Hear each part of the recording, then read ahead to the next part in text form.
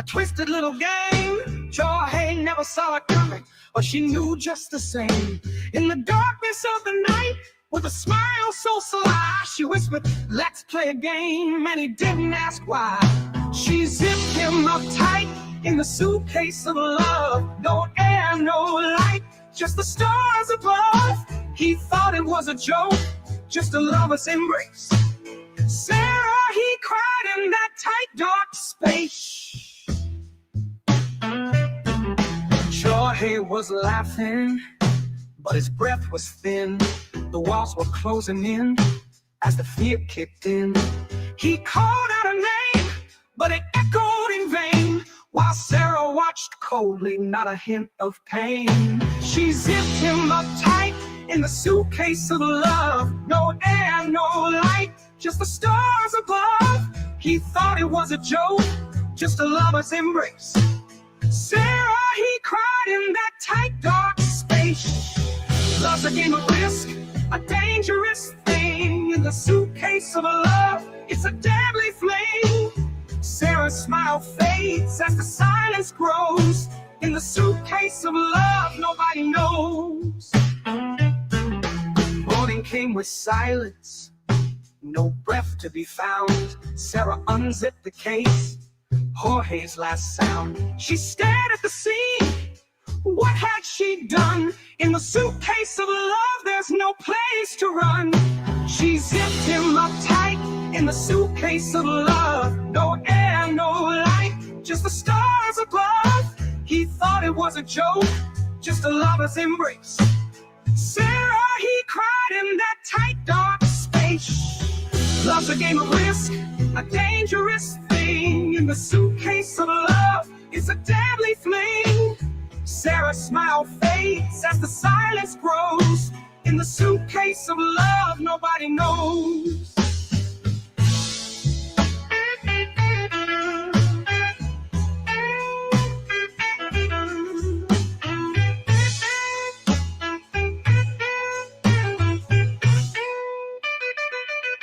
Love's a game of risk, a dangerous thing.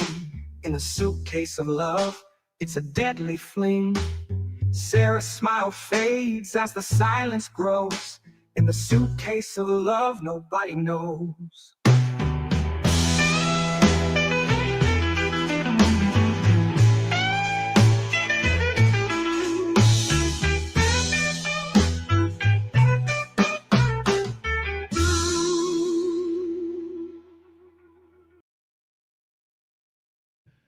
Good morning, good afternoon, good evening, good night, whoever you are, wherever you are, whatever you're doing, whoever you're doing it with, why you're doing it in the first place, however many times you're doing it.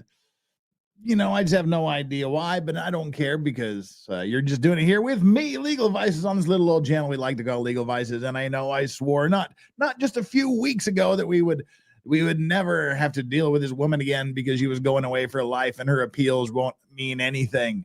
How wrong I was. How wrong I was. Oh dear. Oh dear me. She has written another letter. She's written another letter. Oh, and we've probably read a couple hundred pages of her letters up to this point, but this one is the queen mother of all letters. This is the letter to end all letters. Remember when at her sentencing when she wanted to speak and she said she had prepared a lengthy version, but she didn't want, you know, she was going to edit it down and narrow the scope down a little bit. Ooh. This is it. This is it. This is the whole thing. She wanted to read this mother effing 28-page letter. Woo, doggy. She wanted, this is what she really wanted to say. And I know that virtually everybody, I have yet to meet a person who wasn't absolutely stunned and flabbergasted and just freaked out by her statement that she gave at her own sentencing. And we were like, oh my God, what could possibly be in the unedited letter? Well, I suggest we find out. This is what we got our hands on. And that's what we're going to be reading today. And if we have some extra time at the end, we'll go back and read her motion for a new trial, which was submitted before sentencing. And it was addressed by the judge at sentencing by him saying, denied. So like literally that's all he said. That's how great of a motion it was. So dang, that's what we're going to be doing here today. Before we get there, though, it is time to point out it is Friday, people. It is Friday. And we're ready. It's Friday the 13th has just been pointed out to me. Well, that would explain a lot of what happened today. All right. You know, I'm not a superstitious guy, but yeah, Friday the 13th explains a lot. Sort of confirmation bias, I guess, because that's we had a lot of stuff going on today in my life, and we're here. One of which is a pulled muscle in my neck, which makes me kind of favor this side a bit. Anyway, also, although today is Friday the 13th, I'm pretty sure we're not going to break the streak. We're not going to let the emotional support potato pig dog cam die here on day 76. Today is day 76 of the emotional support potato pig dog cam. We have kept the streak alive for 76 days. We are less than 25 away from triple dog digits. So it's entirely up to you. Do we unlock the emotional support potato pig dog cam for day 77, or do we let these little loaves of bread, these little potatoes, these little meatloafs, do we let them die in obscurity when not loved by anyone? We'll just have to see. It's entirely up to you. And then because it's Friday, we'll set a couple of goals along the way to keep us entertained. Yeah, there is no Boone Tang cocktail today. Why? Because I thought it was over. I thought it was over. I thought we'd never have to worry about a Boone Tang cocktail again. So I'm just kind of drinking the same thing I drank yesterday, which is whatever you want to call this. My blueberry lime vodka syrup ginger beer concoction. And we may have put a little extra vodka in there.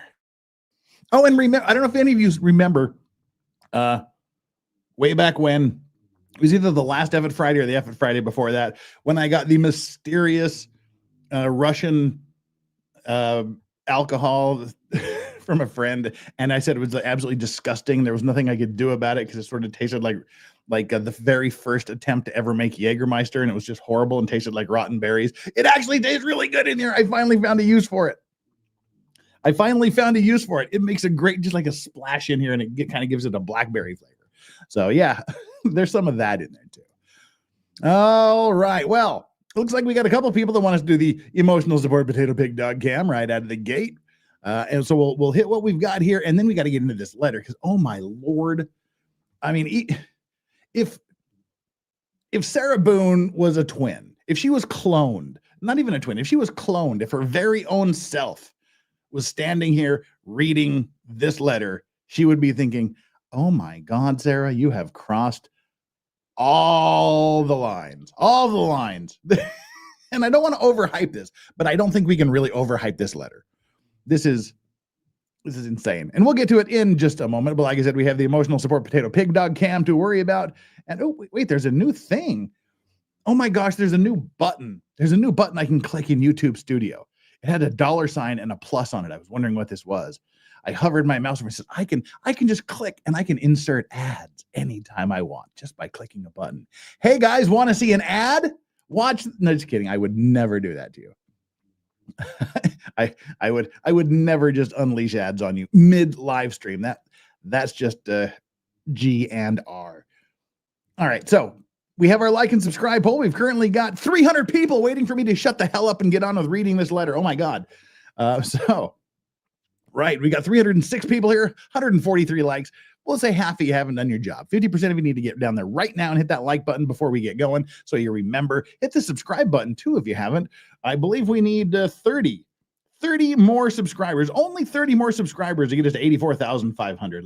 Let me consult the book of numbers. Exactly 30. If we get 30 more subscribers today, that will put us at 84,500. A new high for this channel. as we inch slowly towards the 100,000 play button. So hit the subscribe button. If you have already subscribed, please just double check to make sure you still are. And then get on over here and take our like and subscribe poll. Today's like and subscribe poll, again, which is just the, cheap and sometimes amusing or slightly witty way of reminding you to do those YouTube things, which are, as I've been telling you for the last 2 minutes, liking and subscribing the video. Is this the last time? Is this the very last time we will hear from dear old Sarah? 6% of you so far say probably. 24% of you say very unlikely. Another 24% of you say, no. And 46% of you, when asked, is this the last time we will hear from dear old Sarah, say, oh, you sweet summer child. So we'll just have to see. We'll just have to see how this goes. Because, yeah, I don't think we've seen the last of her. I thought we had. I was the sweet summer child. I was naive. After reading this whole letter, none of us are going to be naive, because I must confess, I have not read the entire thing. I read a little bit, and then there was so much holy shit going on in my mind that I just wanted to react to the majority of it live. I'm sure many of you have seen it. I know other people have covered it and have read it. So more of you have seen it than I have. So while we're here, let's get this show on the oldie road. Shelby Fogg dropping the $2 heat straight out of the gate. Hades' puppy's birthday today. Oh, look at that cute little Hades. He just looks like he's just going to eat you up, like literally. Little Hades just wants some man flesh. What a cute little puppy. Happy fourth, Hades. you just cute little monster looking thing. Jeff K with a 20. Come on, chat. We got this. Oh, hell yeah, we got this. And you just put us 20% of the way there to get the first goal. And the good thing about having a nice, big, thick mustache like this, you can you can take like second drinks, because I have not groomed it properly. So everything that every drink I take, it leaves a little bit behind. None of you needed to see that. I'm sorry. Lone Star Living to help the doggos make it through this SB shit.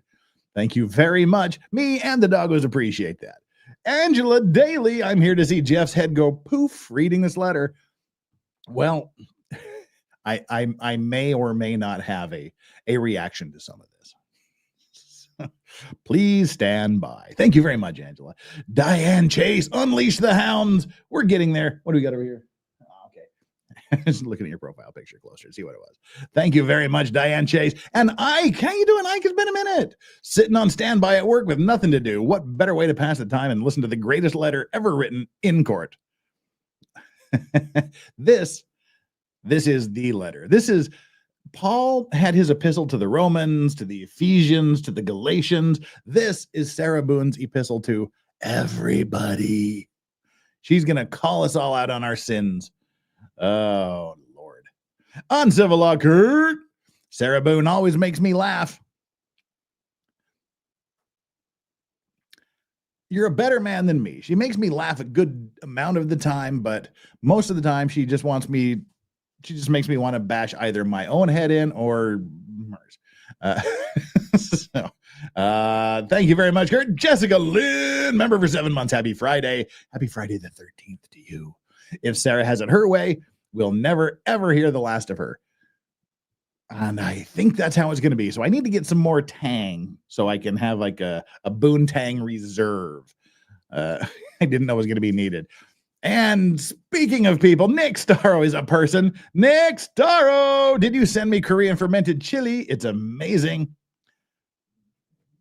Oh, like the pepper paste? Is that what you're talking about? I did not send you, but dang, if you want some, I can. If you're talking about like the fermented chili paste, the gochujang, let me know what you want and I can send it off to you, brother. I can do that for you because you are an awesome man, and happy early Christmas, Nick. Good to see you here as always. Well, that sort of catches us up here, and we're just slightly under halfway to the emotional support potato pig dog. So keep it coming. We'll get there if and when we get there. Is entirely in your hands. Now I think we need to get down to some business whilst we wait for the and wait for the wave of super chats to come in, which you don't have to send it.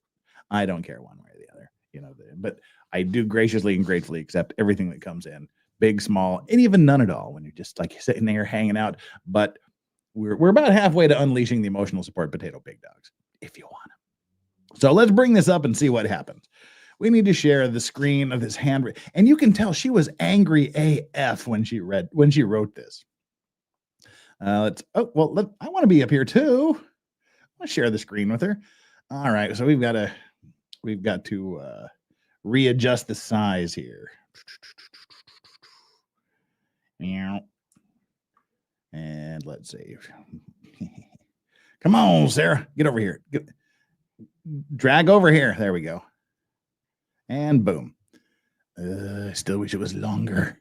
That's what she said. So I'll elongate it, and let's see here. Does that help? Yeah, it's good enough. I wish that would go away. So let's do read mode, view, and full screen. We'll go full screen mode. There, that's better. Then we can get the whole thing. Okay, ladies and germs, December 6th, 2024. December 6th, 2024. Sarah Boone, writing to Judge Michael Kranick, received from the judge. So judge got this, went and uploaded it. Great success. Have I ever tried the Bombay Sapphire Sunset Special Edition? No, I haven't. I've never tried that. I've just tried the generic run-of-the-mill Bombay Sapphire. Oh, Linda Lou, we all thought we were finished with her, but guess what? We ain't. So, all right. Look at, I don't know if you can, I can sort of feel her letter, her writing is really cramped together. I just kind of sense a little bit of anger coming from this writing here. I mean, it's not as clean. It's a little more harsh. I'm not a handwriting expert. That's just kind of the vibes I'm getting from it. It's just all packed in and condensed. Well, let's go.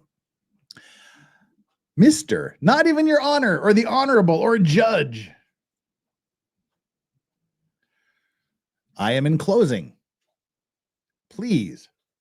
Hey, see, and her writing is not as legible as it normally is. Right, come on. It's normally, let's see if I can even big in this a little bit more to read. So I'm in closing. Please. Hey, they complete statement. I don't know what this word is. I am in closing. Please see. I can't be C because it's got a Y. Anyway, please, my complete statement to you and the world as I partially read during my sentencing hearing. This is it. By my reserving particular parts of my very true and meaningful statement, I was hoping to have been graced with your forgiveness.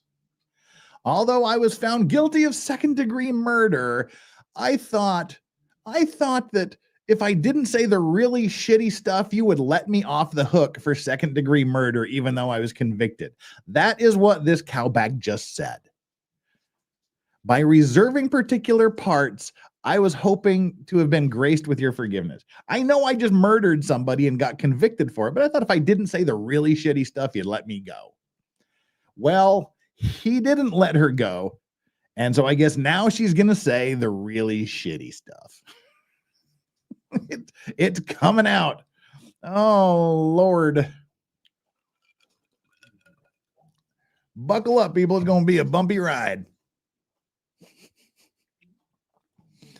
Oh, dear. I would have been graced with your forgiveness, understanding, and consideration in any level or degree. For me, unfortunately, and regardless of whom I had speak on my behalf, or the number of, your ignorant mind was already made up. Holy shit. She didn't get even through one paragraph before she called the judge ignorant. The judge has an ignorant mind. Your ignorant mind was already made up. Holy Jesus. What is that? What the fuck is that? Oh dear. Regardless of all the criminals I had speak on my behalf, your ignorant mind was already made up.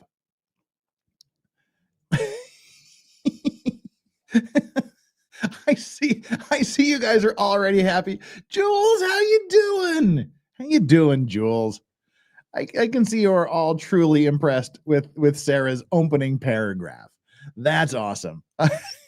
It takes a special kind of Sarah. All right, so she's just called the judge ignorant, and by the way, for those of you in Utah, you know, but the proper spelling of the word ignorant is IGNRNT. Ignorant. So your ignorant mind was already made up by your clear error and full-blown unfair bias against me since your involvement in my crucible case as a whole. I have been unsuccessful in receiving anything from you as a supposed fair and neutral judge, except for your wish that I spend the rest of my life in prison. The only thing I got from you was a life sentence, Your Honor. That's the only thing you've ever done for me. The only thing I've ever received from you, Judge, is a life sentence. Oh, shit. I wish he could have read this in court. That would have been hilarious. Oh, yes, JKD Buck, we know that, but apparently she doesn't. Oh, and as long as we're paused here real quick, Shelby Fogg dropping another $2 for Doggo birthday. I think this is going to change the judge's mind. Yeah, I'm pretty sure it will too. Crucible case? Well, she is a witch.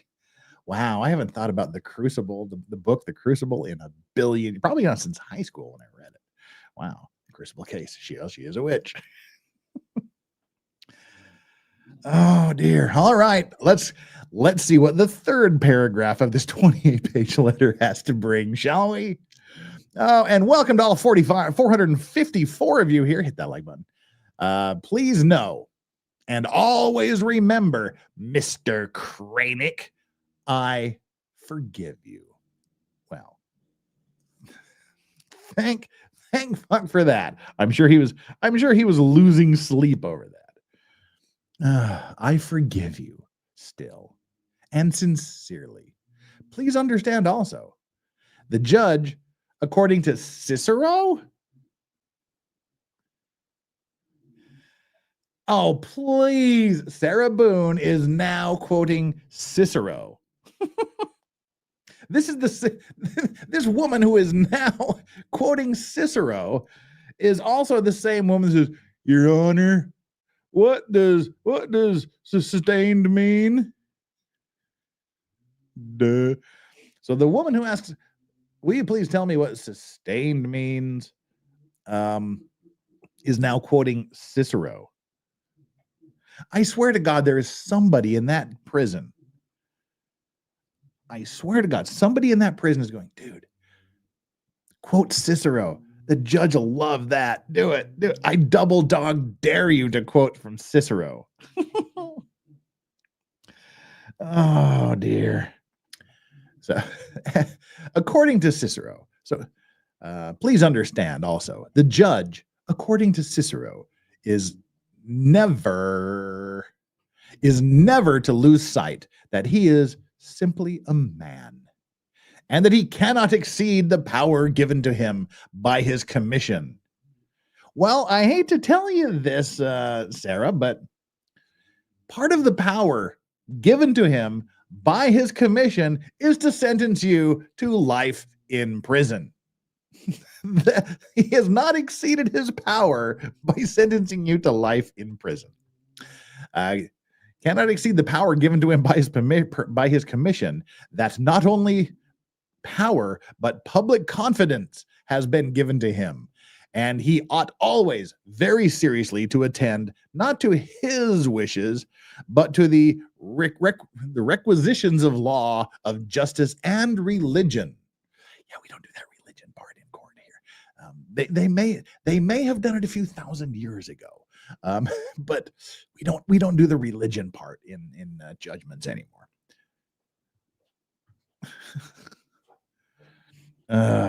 Dear. And his public confidence has been given to him, and he always ought to very seriously attend, not to his wishes, but to the requisitions of justice. Anybody here wanted him to do anything else other than give her a life sentence? If anybody wanted her to have less than a life sentence, please raise your hand so that we can laugh at you and point fingers. Just kidding. So, oh dear. Yes. Thank you. Great success for that amazing insight. Yes, Sarah Boone should have taken the plea deal, and she'd be out in 7 years, as opposed to never. Never. All right. Adara the Wholesome, Darth Boone's letter reads like, I put up my 10th defense attorney and all I got was this lousy jumpsuit with numbers. What about my truth to power?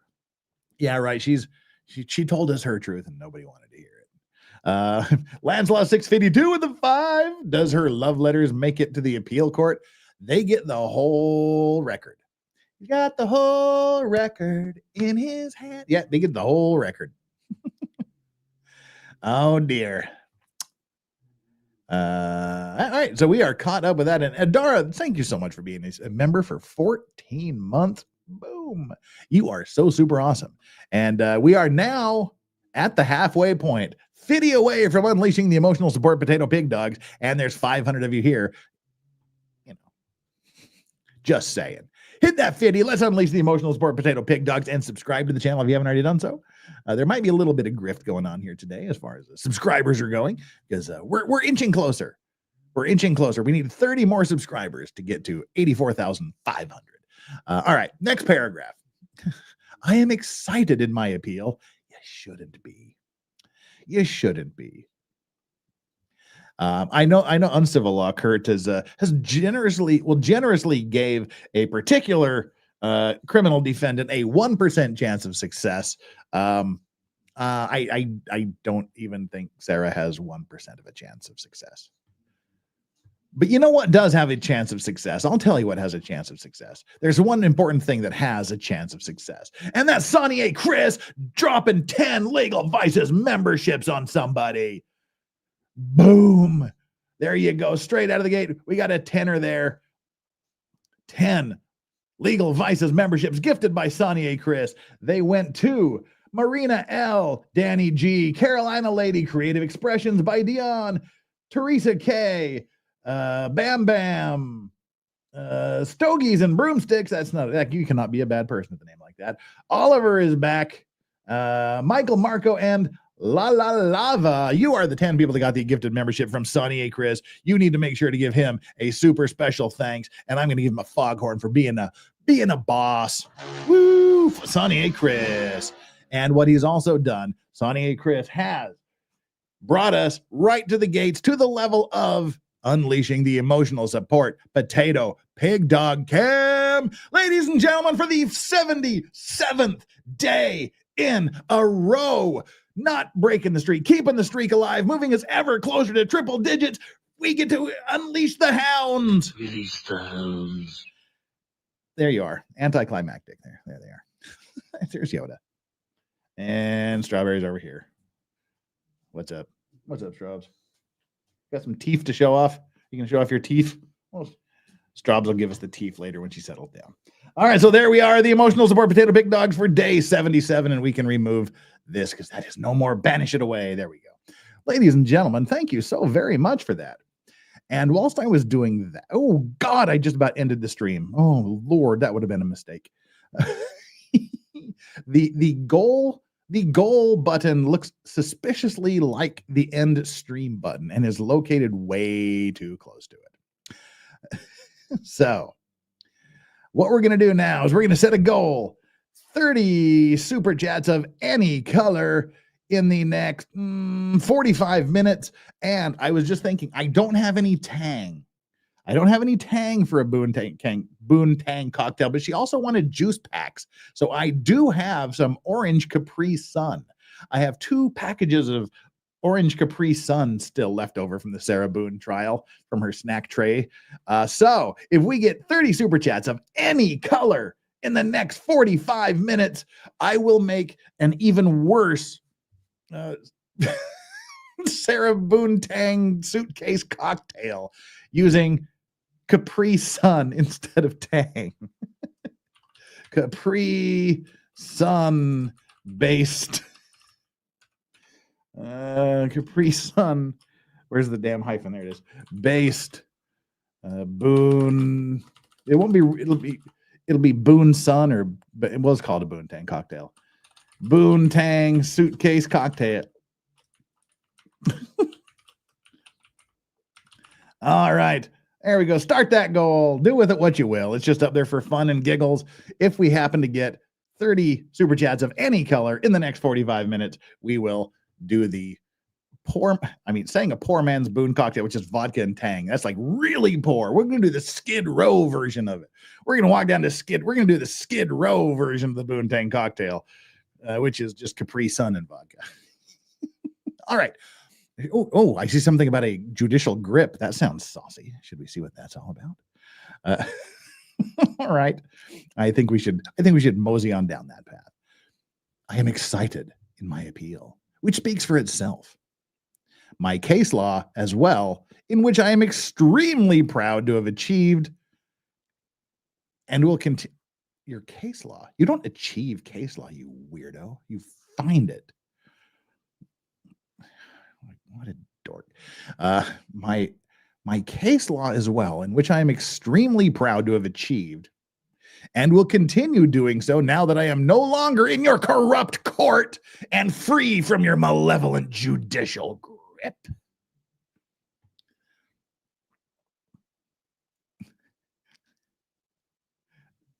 This is like bad He-Man fix. I can see like Skeletor. Like, I'm free from your malevolent judicial grip. Oh God. Dear. Uh-oh. Ooh la la, Pat, all the way from Paris, France, where there is no Skid Row, right? Ooh la la, Pat, with a €2. Just, hey, we'll take just because. Damn it. Flux just sent me a text that made me laugh. Again, just two with €2 more. All right. Well, I see what you're doing here. We'll read the rest as it comes in later. Thank you so much. Ooh la la, Pat. All right, here we go. Ladies and germs, that was her introduction to her letter. That's the introduction to her statement. She's free from his malevolent judicial grip. Sarah Boone versus the state of Florida. Wow.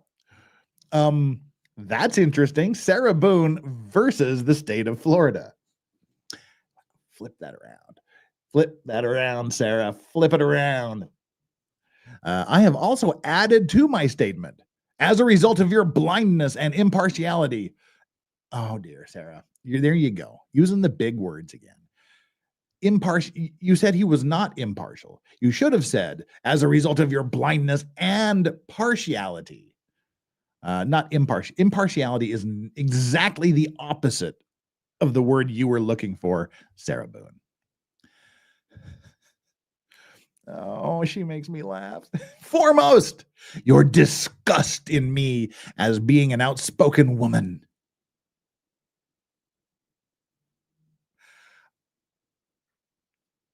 Wow. No, we all heard you being an outspoken woman on all the videos that were played. We heard it. Yeah. And in fairness, I think we were all disgusted, not by you being an outspoken woman, but by how you were outspeaking. And, I praised the judge at the time, but I want to give him a little bit more credit, because normally what you will see when someone does something horrific like this and they're handed a lengthy, if not a life sentence, the judge will let them have it right in the face with both barrels. They'll just like, you're a disgusting human being. You've showed no remorse.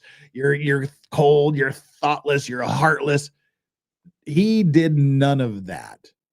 He had every justification to just read her the riot act, but he's just like, here's the deal. This is what's done. You're done. You're going to jail for the rest of your life. Bye. He could have made his judgment so much worse, but he chose not to. And I will give him kudos for that. I think it was the right thing to do. But in retrospect, if I would have read this, he's like, oh, damn, I wish I could go back because then I'd do it. Because what have I got to lose? I got yelled at for not doing it.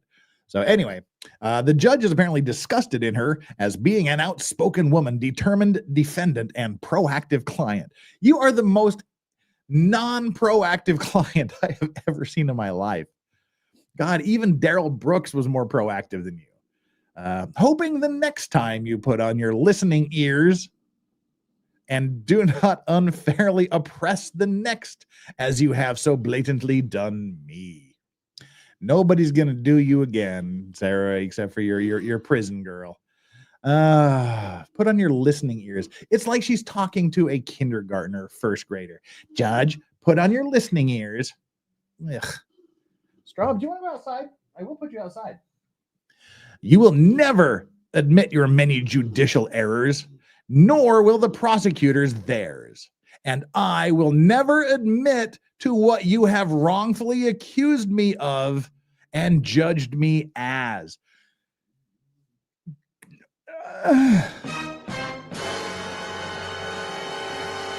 Right there. I will never admit to what you have wrongfully accused me of and judged me as. She is never going to show any remorse whatsoever for anything she has done. She said it right there. And that ain't going to look good when her appeal fails miserably. Holy crap. This is Scorched Earth here, people, and she is just getting started. Do the voice, Jeff. Which voice? Which voice? I don't know what voice you want me to do. Oh my gosh. Shut the hell up. Oh, but she's not going to shut the hell up. She's going to keep going. Oh.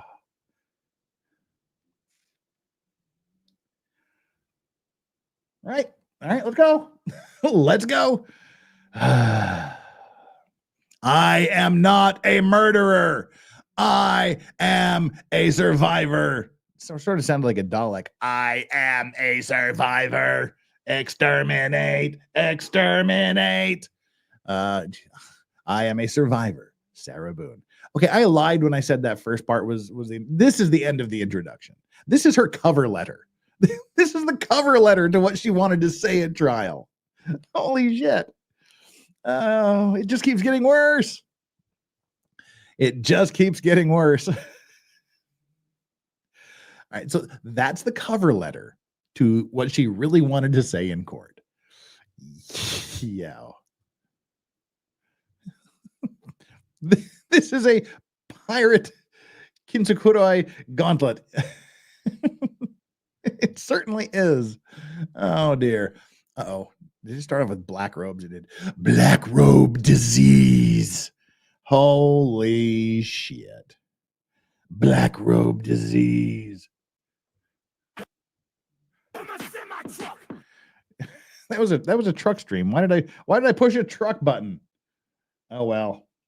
I went to push this button. What the fuck is that? Black robe disease, arrogance in a judge, a slang term for a judge who flaunts judicial power and dominates proceedings at the expense of the dispensation of justice. Well, babe, I don't know how to put this to you exactly. But he's the judge. He's supposed to dominate proceedings. That's like literally right there in the word judge. He's supposed to dominate the proceedings. And I bet we all have a few questions about this assertion of at the expense of justice. Well, impartiality is the first duty of it. You just said he was impartial. You right up there. You said the words. Where was it? Anyway, it was up there somewhere. Yeah, she called him impartial when she meant to say partial. So, all right. Impartiality is the first duty of a judge. Before he gives an opinion or sits in judgment in a cause, he ought to be certain and absolute that he has no bias for or against either of the parties. if he has any interest, even the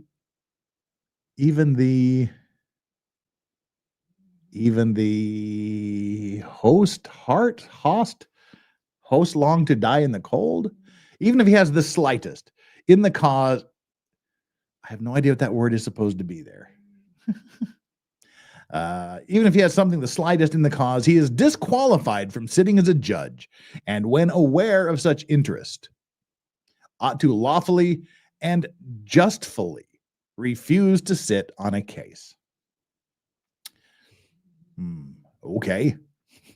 The delicacy, delicacies. The delicacy which characterizes the judges in this country generally forbids their sitting in such a cause.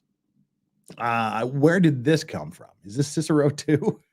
This is not her writing. She's quoting this from somewhere.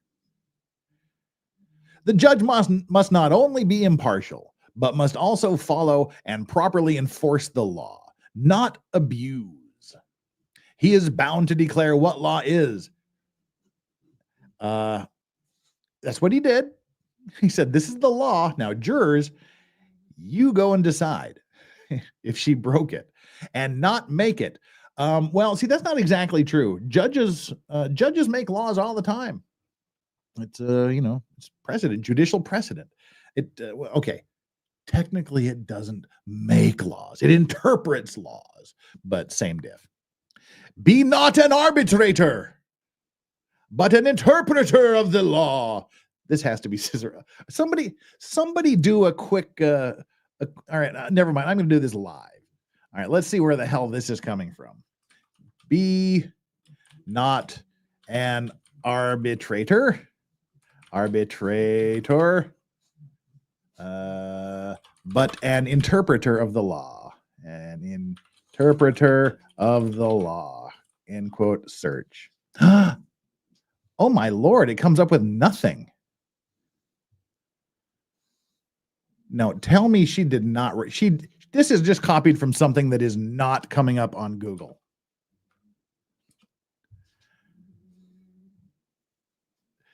I just did a search for be not an arbitrator, but an interpreter of the law, and it comes up with nothing. Uh-oh. Oh dear Lord, I hope she didn't actually write this. Anyway, we'll have to read it in a very Shakespearean tone, I guess. All right. Be not an arbitrator, but an interpreter of the law. 'Tis their duty to be patient in the investigation of the case. Okay, here we go. It's that Bouvier fucking law dictionary again. I should have just scrolled down a bit. It's from the Bouvier law dictionary. It's from the Marge Simpson law dictionary. Patty and Selma wrote the footnotes. I'm sorry. Bouvier law dictionary is probably a really, really good book. But it ain't no Black's Law, baby. Do they not have Black's Law dictionaries in jail? Does it cost too much for the prisons to pay for a Black's Law? Those effers are expensive. And it's a 2012 edition too. She has nothing else to do but write. You are exactly correct, Momo Shark. That is all she's got to do is just write. Oh dear. This is rough. Okay, people, we've got 30 minutes to get 23 more super chats to unleash the Skid Row Boone cocktail. Just throwing that out there of any color whatsoever. He is bound to declare what law. Oh, this is just stupid. It is their duty to be patient in the investigation of the case, understand circumstances and difficulties by all parties, careful in considering parts of a case in whole, and decent in judgment. Thus spoke the Bouvier Law Dictionary, 2012 edition. Oh, Lord. Oh, no. She just quoted from the Bouvier Law Dictionary. I made a Simpsons joke, and apparently the next quote comes from The Simpson Trial, 1996. Is this the O.J. Simpson trial? It can't be, because that was 1995. Murray Richtel, I have no idea who that is. But at the risk of practicing judicial centrism, A word I have coined in this presentation. Others have called it black robe disease. Whether he was correct or not in my behavior, it is widely accepted that judicial behavior affects the jury. Yeah, and this judge had some amazing behavior on the court when he could have gone off just in a rant. He was very, very magnanimous. He was very, very fair. He was very, very balanced. And he sought a lot to find some middle ground between the parties, which I thought he's one of the best judges I've seen. I didn't really fault him for anything. So that was Murray Richtel from The Simpson Trial, 1996. And then there is the worst of judicial ailments, the black robe disease, which is otherwise known as arrogance. Lynn Toller, A Practical Guide to Becoming an Emotional Genius. That is not a real book. What the hell is that? Get out. A Practical Guide to Becoming an Emotional Genius. Well, it's clear she's an emotional genius. But I'll tell you who else is a genius. In case you were wondering. Ooh la la Pat. Because we have just to see you suffer. Suffer, legal vices. Suffer. And Mama Laurie is also a genius because she gifted 5 Legal Vices memberships. Thank you so much, Mama Laurie. Adara the Wholesome, Cyborg Vices in 2065, sipping 2024 Boone Tang Vintage. Blah. No, I don't want 40-year-old Boone Tang. Oh, God. Thank you, Adara the Wholesome, for the $2. Jill M's, I want you to look past I oft demand. I'm a nice person and you misunderstand me. Lol. Yeah. That's what she was saying. Boone's toilet hooch. Oh God. Yeah, she's going for the pruno. She's all up in the prison pruno now. To Boone, patron saint of victimhood. Cheers. Wow, my drink almost matches my shirt.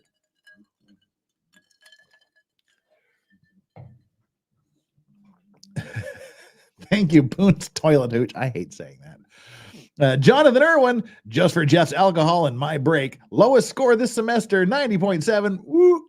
There you go. Boom.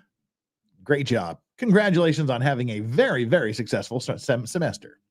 And yes, thank you for contributing to the booze fund. We're now 26 away. All right. And then there was the word. Okay, we've got the Lynn Toller, A Practical Guide to Becoming an Emotional Genius. That is in the prison library. That's what makes me laugh hard, too. That is in the prison library. We all need to become emotional geniuses right here in prison, okay? Yeah. Effing emotional genius. The title of the book, My Mother Rules, A Practical Guide to Becoming an Emotional Genius. So it wasn't even the correct title. It's My Mother's Rules, A Practical Guide to Becoming an Emotional Genius. Well, why is Toller's mother talking about black robe disease and judicial arrogance, I wonder? Ooh la la Pat, 30 minus 8 equals 26. 2024 to 2064. So 20, 40, 60, 80. So it'd be like, oh.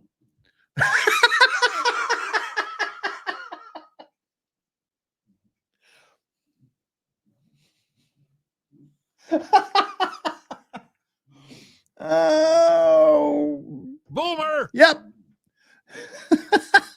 I'll just keep my mouth shut on that one. I'm like, no, duh.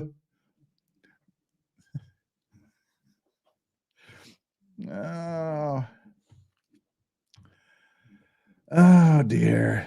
But no, so yeah, you're wrong. You're wrong too. La la Pat. It happens to be 22. So, or anyway. Right.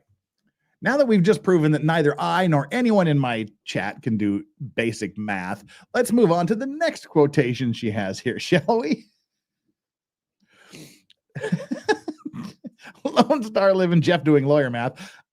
Oh. No, that's why I pay well, I don't pay secretaries. My firm pays secretaries. So that's why we have secretaries and paralegals to do the math for you. Now she's like, now I know it's 22 G's. I know. Pat, you make me laugh. Thank you so much for being so cool. All right, trial judges are affirmatively charged with securing a fair trial and must intervene sua sponte to that end when necessary of their own authority. They must intervene on their own authority to maintain and secure a fair trial when necessary. Brown v. Walter, big citation from 1993. I just got these new earphones today, and they're not broken in yet. There you go. That duty encompasses not only the avoidance of error before it occurs, but the fair correction of error that may have occurred earlier in a proceeding. Carlisle. Wow, Carlisle v. United States. Another case. Diane Chase says, turn the Coke light on. I forgot to do that.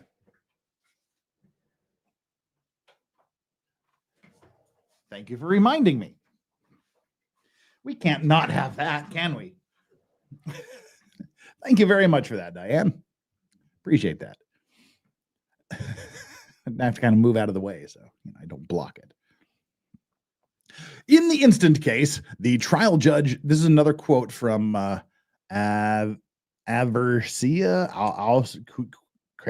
somebody v. United States.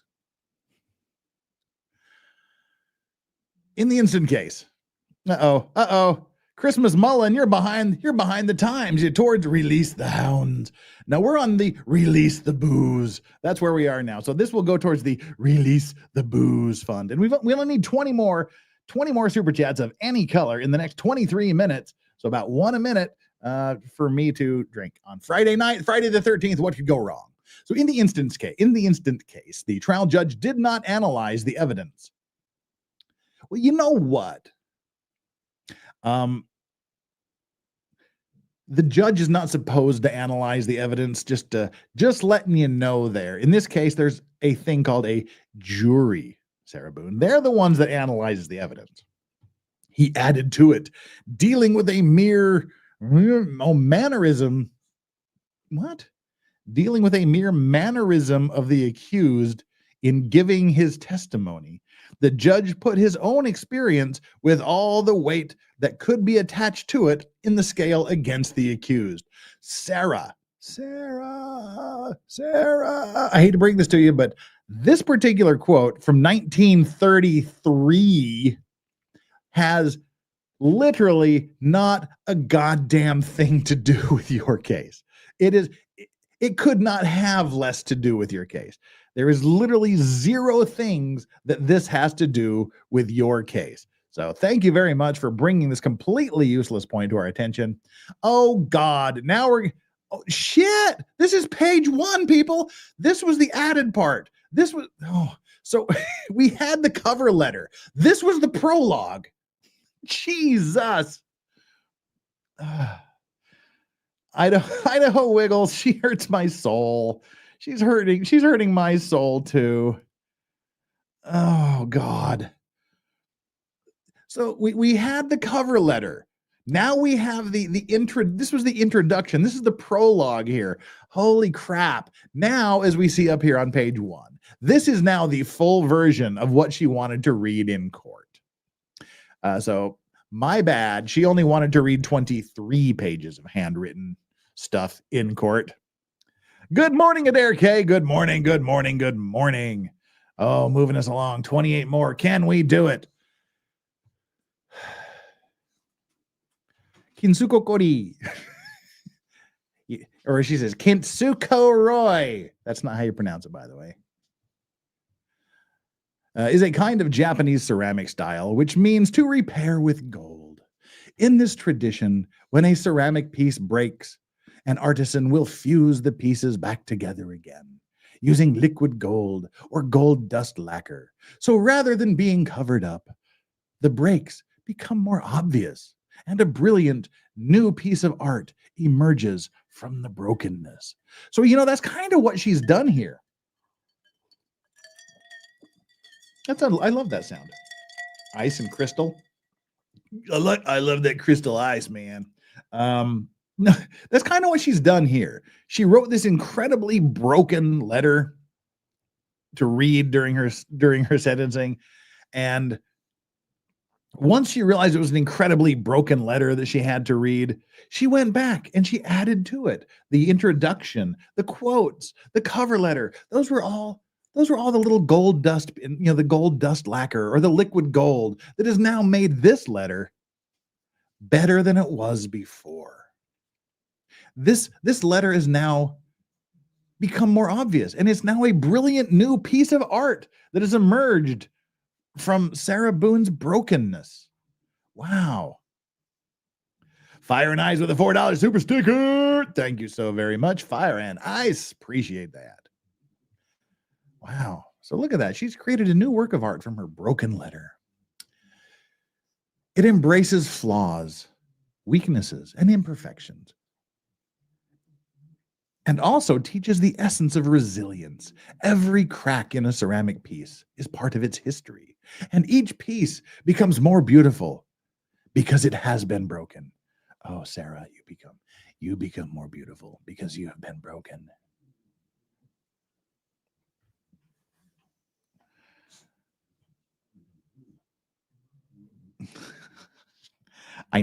If I ever say that again, feel free to beat my ass.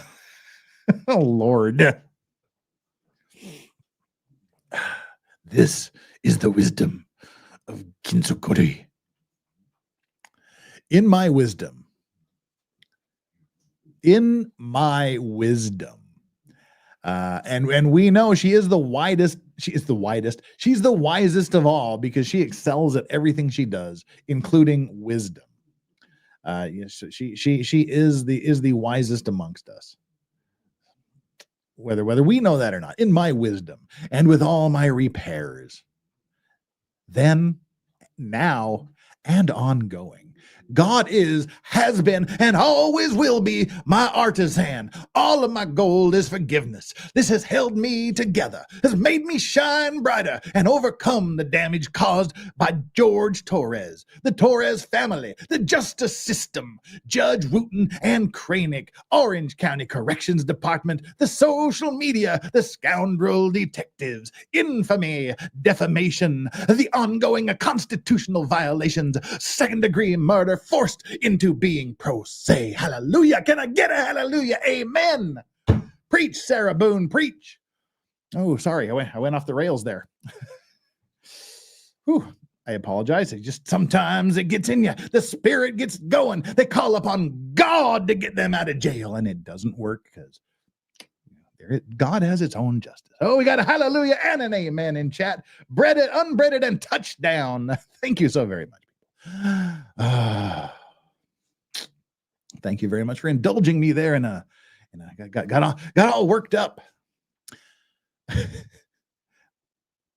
Now I want a clip, or either a video clip or for my soundboard.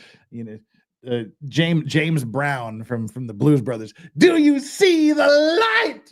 I see the light. The band. I want to get that sound clip. All right. Anyway, let's get back to this Jesus. Not that Jesus, this Jesus. Just as gold is very precious, forgiveness is invaluable.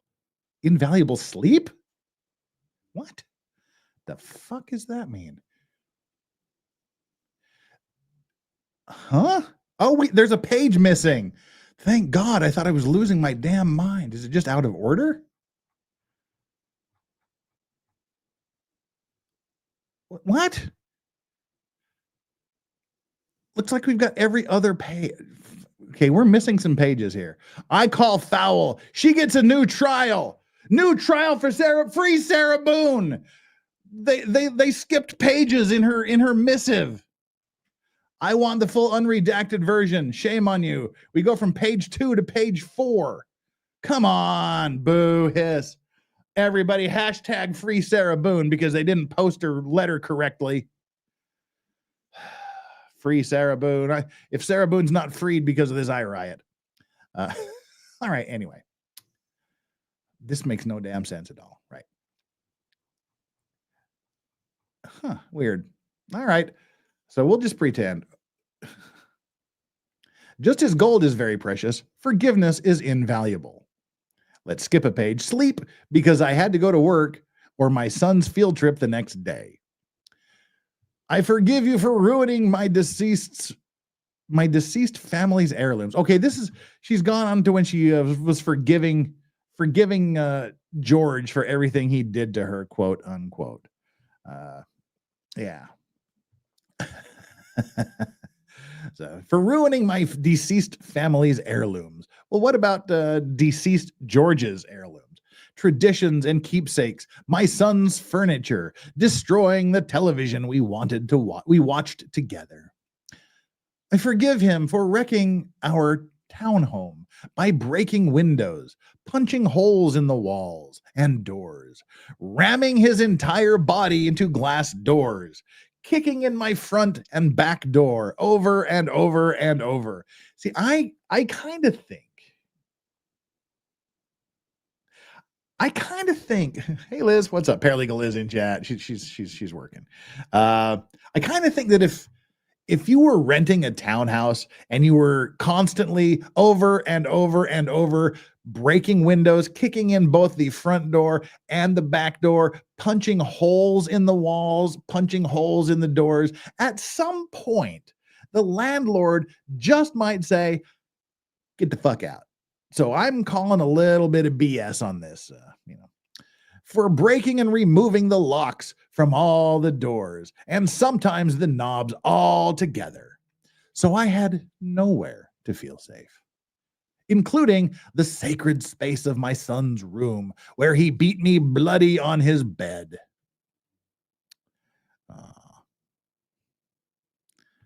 It went 1, 3, 2, 4, just out of order. Okay. All right. Then we'll go back in time here in just a second, I guess. For breaking or removing the locks from all the doors, sometimes the knobs all together. Okay, beat me bloody on his bed. For terrorizing and threatening my blind and deaf dogs. I don't have blind and deaf dogs. I've just got like really dumb ones right here. But hey, look, they're together. Isn't that cute? Let me zoom out a little bit so you can get like the full-on doggo view here. Let's see, where's the doggo cam? We'll zoom out slightly. There we go. So there we go. You get a 2-for-1 there. All right. For terrorizing and threatening my blind and deaf dogs by leaving the gate open I built to keep them safe, telling me he hoped I'd find their bloated dead body in the pond. That's a horrible thing to say, but for some reason it makes me laugh. Or scrape their remains off the pavement for kicking them off the bed. Okay, all right. Oh, kicking them up. That doesn't make any sense. She kicks them off the bed. Oh, okay. All right. So, okay, I got it. I thought she was saying that she kicked the dogs off the bed. So he said he hopes their remains are scraped off the height. No, she's saying to scrape their remains off the pavement, and forgives him for kicking them off the bed and throwing them across the room because they were trying to protect me. For threatening to make me unrecognizable to my son by breaking all the bones in my face, like his brother Moses did to him after he kept seeing all the bruises. I'm going to say that she didn't have all of the bones in her face broken.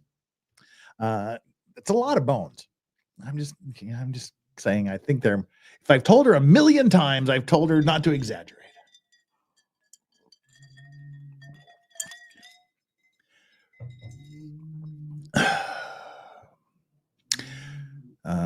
After kept seeing all the bruises. Okay, back to page 2. Okay, everybody, we're going back in time. Forgiveness is not an attempt to change or forget who, what, or how you've lived. Though to be so gold, but an act of grace, humility, and considerable self-comparison, to be set free from sorrow. Withholding forgiveness denies your brilliance. Okay, so she does not want to deny her brilliance. She wants us all to know that she is, in fact, brilliant. So she's going to forgive she is not going to withhold forgiveness because she does not want to deny her brilliance.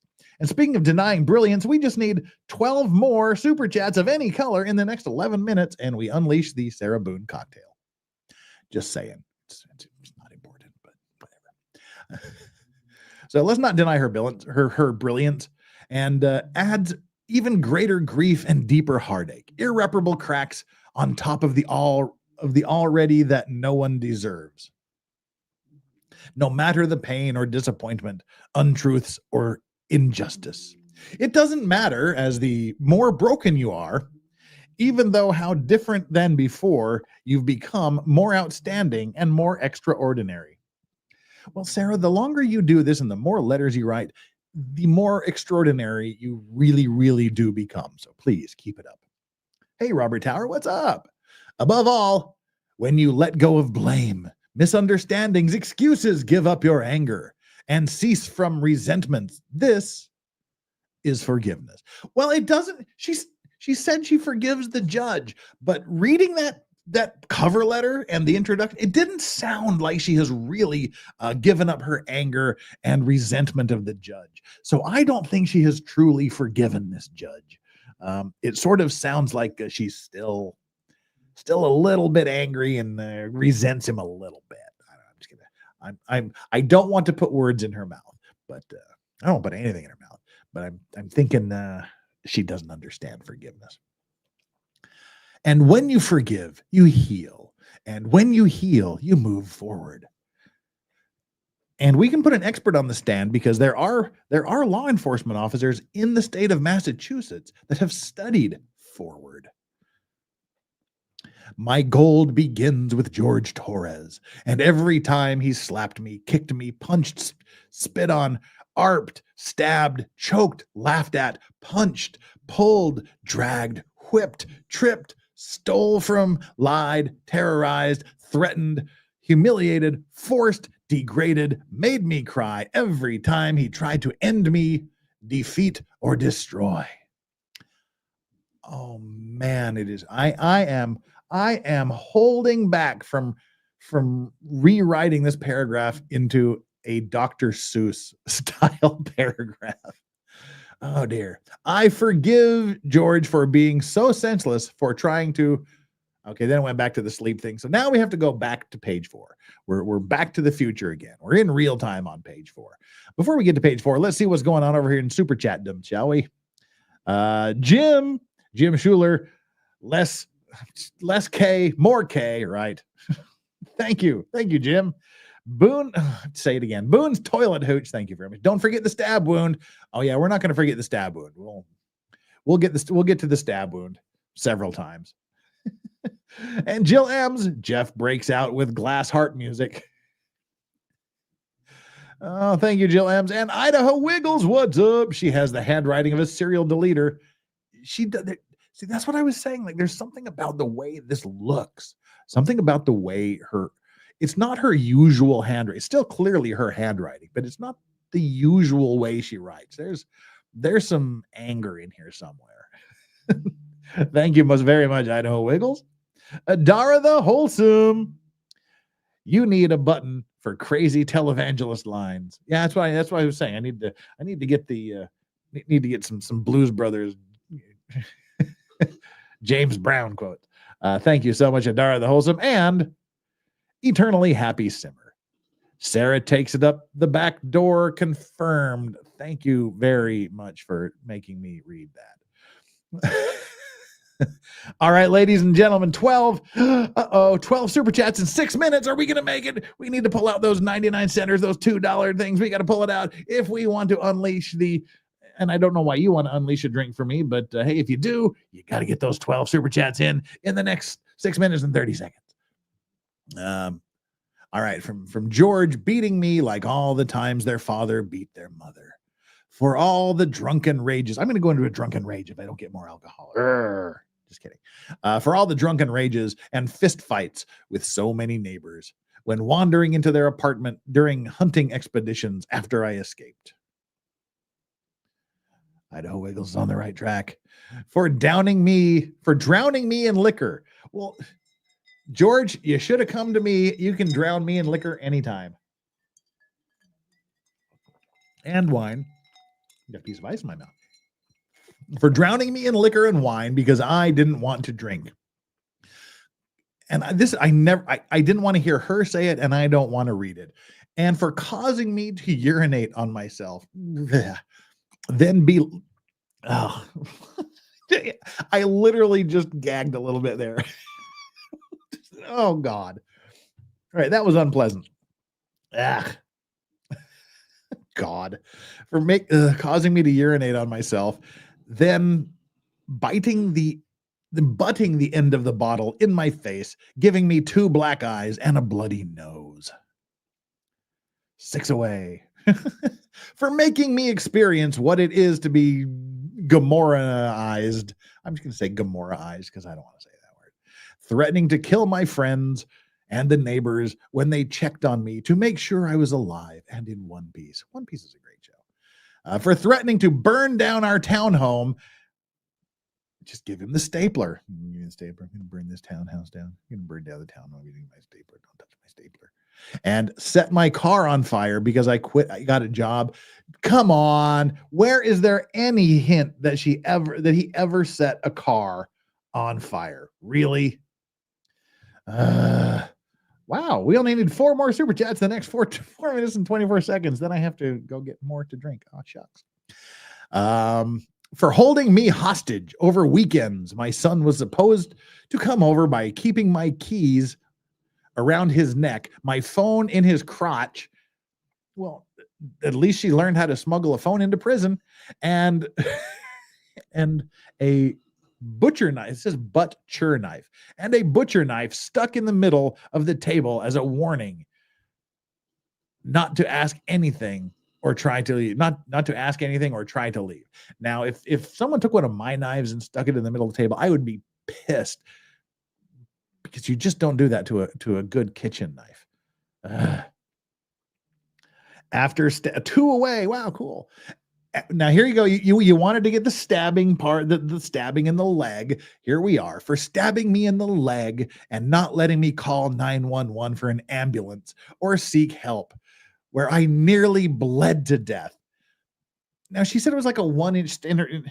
She did not nearly bleed to death from a little stab wound in her leg. Come on, if you, why am I even doing this? Ladies and gentlemen, we've hit the goal, chat. Yay. We've hit the goal. All right, so we'll get to the end of this page. I'll read the super chat. Is this like a fetish for her, publicly humiliating herself? Kind of sounds like it. For destroying my phone. Oh, wait. When I nearly bled to death until I concocted a lie to save him from being arrested. For destroying my phone with a hammer time, because my son called. For me experiencing ever being arrested, and after today, prison. You forgive him for you ever being arrested and going to prison. Well, that's very generous of you. For beating me almost blind, crushing my occipital lobe.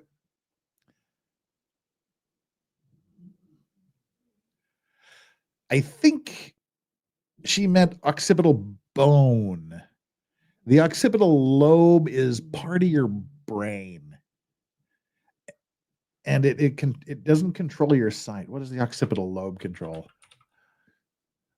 Occipital lobe. It processes. I thought it did. For some reason I thought it was like one of those weird things that says occipital, which like means eye or visual, but it doesn't. So yeah, the occipital lobe is it's the lobe that it's like the visual processing hub of your brain, and it's in the back of your head. I think she meant the occipital bone in her eye. But you know, she could very well have meant she suffered severe brain damage and can't see anymore because of him. Whatevs. She'd be just like one of her dogs. Is the orbital bone is okay? Yeah, you're right. Yeah, it's the orbital bone. I thought it was called the occipital. Anyway, it doesn't really matter. It was whatever the eye part is called. It is definitely not the occipital lobe. For for beating me almost blind, crushing my occipital lobe, for having me experience what it means to see stars. Like in the cartoons where a character has a tall lump on their head. I had that too, many times. Dragging me downstairs by my hair in the middle of the night just to sit next to him. For taking my car, driving drunk with my debit card. Never drive your debit card drunk. Nick Starro, he does that a lot. He drives his debit card drunk and buys himself presents. Drunk Nick Starro buys sober Nick Starro presents. That's why we like him. If you're here, Nick, cool. Driving drunk with my debit card to buy more alcohol while I slept, even after I kindly explained the importance of my car to take my son to school foremost, me to work, and he to his batterer's intervention classes and probation officers meetings, where I would be forced to sit for hours in the parking lot waiting for him. Well, I was forced to be supportive to him. My car is important because I needed to be supportive to you, you horrible man. All right, we did hit the goal, so we got the goal, chat. Let's see, where are we at here? You need a button for crazy. We got that. Idaho Wiggles with $1. You kicked us off. Thank you so very much for that little streak. Extremely Happy Simmer. How did you mess up my name after all this time? What did I say? I thought I said Extremely Happy Simmer, didn't I? Oh, well, I'll blame Sarah Boone, and I forgive her. I forgive Sarah Boone for making me mispronounce your name, whatever it was I said. Did I say? I have no idea what I said, but all right. I know it's Extremely Happy Simmer. Fine. Mad Princess with $1.99 Skid Row Boone Tank Cocktail Fund. There we go. We got there. Unleash the booze. We shall. I still haven't finished this, but we'll let the ice melt a little bit more. Unleash the booze. We have Jonathan Irwin. Drink 100%. We will. Boone Tang says Lone Star Living. Fire and Ice with the super sticker. Thank you so very much. Fire and Ice. And we have X name X530. Capri Sun and vodka sounds horrific. Do it. I will. I shall. Jill M's with the $5. $5,000. Who do you think you are? The Beatles? Mod Princess 916 with just 99 cents. Cuz. All right. Thanks.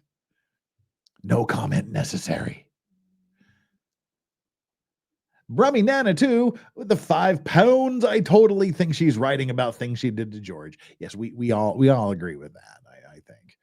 Idaho Wiggles the $1. Lone Star Living with the $1. Fire and Ice with another $4 super sticker. Thank you so much. Flux dropping $2.69. What a random number that is. For all the RPFs out there, RPFs, you guys rock. Renee Miette, thank you. Hey, good to see you, Renee. You had to space this. You couldn't. I hit the dog cam. I was gesticulating. So, okay, so now I guess we know that YouTube doesn't let you say slag in your comments. This slag needs to get deleted. Love you. Oh, you too, Renee. Thank you so very much. Now, chat. What that has done is that has got us to this point where you have unleashed the Sarah Boone Boone Tang. We got 711 people here watching. I'm going to ask all 711 of you just to take a pause here. I'm going to be gone for, I hope, no more than 30 seconds. I must get ingredients. Thankfully, they're just right there in the kitchen. Next room over. So I'm going to ask all of you to indulge me and hang tight here. And whilst I'm gone, I would encourage you to hit the like button because there's 713 people here and only 442 likes. So please do that. And also hit the like button, hit the subscribe button.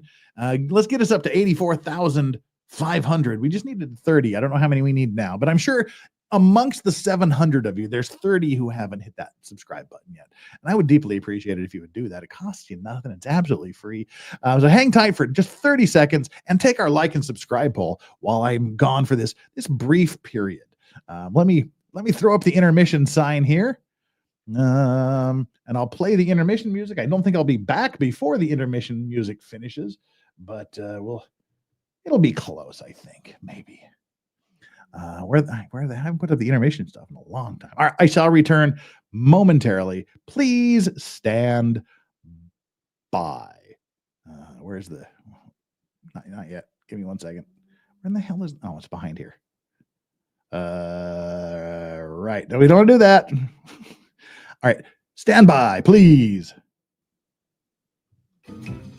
This is a brief intermission. You're very much appreciated for saying that I'm appreciated. I appreciate that. This is a brief intermission. Thank you very, very much. I'm going to have a search and or seizure. More likely the seizure. I appreciate you. This is a brief intermission. I appreciate you.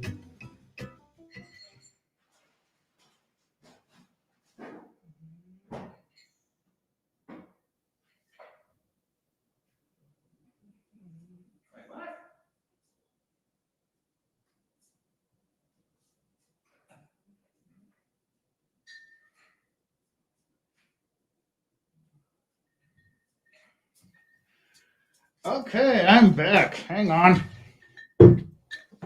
I'm here. Don't panic. Snack break. Hang on. All right, got my earphones in. We can turn the cam back on, get rid of that. Hi, folks. Phew, we are here. Oh, wait, let's see how like 20 of you just left. Just hang tight, people. Relax. This is what chat wanted. This is what chat gets. Capri Sun orange. All right, hang on, let's do this right so you can see here. Right, we'll do this. Hang on. We're just going to cut it open.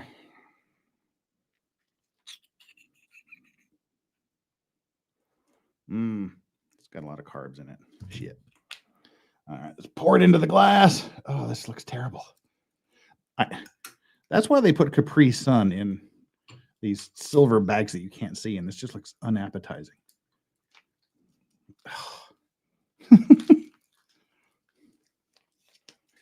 Oh, wow. I still have one package left over. What do you know?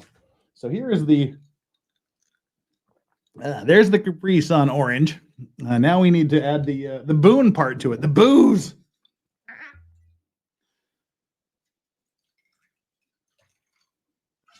All right.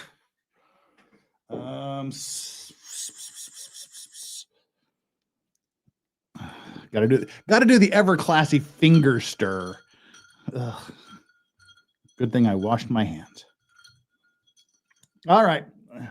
Boone Tang cocktail, everybody. This is the Skid Row version. The high quality, high class one is Tang and vodka, thus Boone Tang suitcase cocktail. This is Capri Sun because I don't have any more Tang.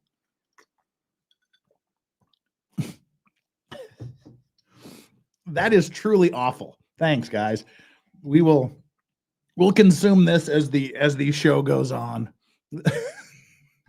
In case you were wondering or thinking about trying vodka and orange Capri Sun, don't do that. Then you know how bad it is, Meat Bobsicle. Well, there's a lot of ice in it, and it's also Law Rax merch, Legal Vices.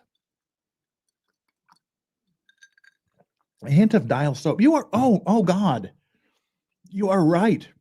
It does taste soapy. See, I'm not a beer drinker. I don't like beer, but way back in the day, like the only kind of beer I really liked was Hoegaarden, like really cold Hoegaarden beer. And then I had a friend go, doesn't that taste like shampoo to you? And now anytime I taste Hoegaarden, it just tastes like shampoo straight out of a bottle. Yes, finger stir like the doctor in Cannonball. No. All right. Let's get back to this. Sorry for that little break here, people. That's what you wanted. You wanted it. You got it. I am now consuming the Skid Row version of the Boone Tang suitcase cocktail. Back to our regularly scheduled program. Now that we've lost nearly 100 people, you guys suck. Come on.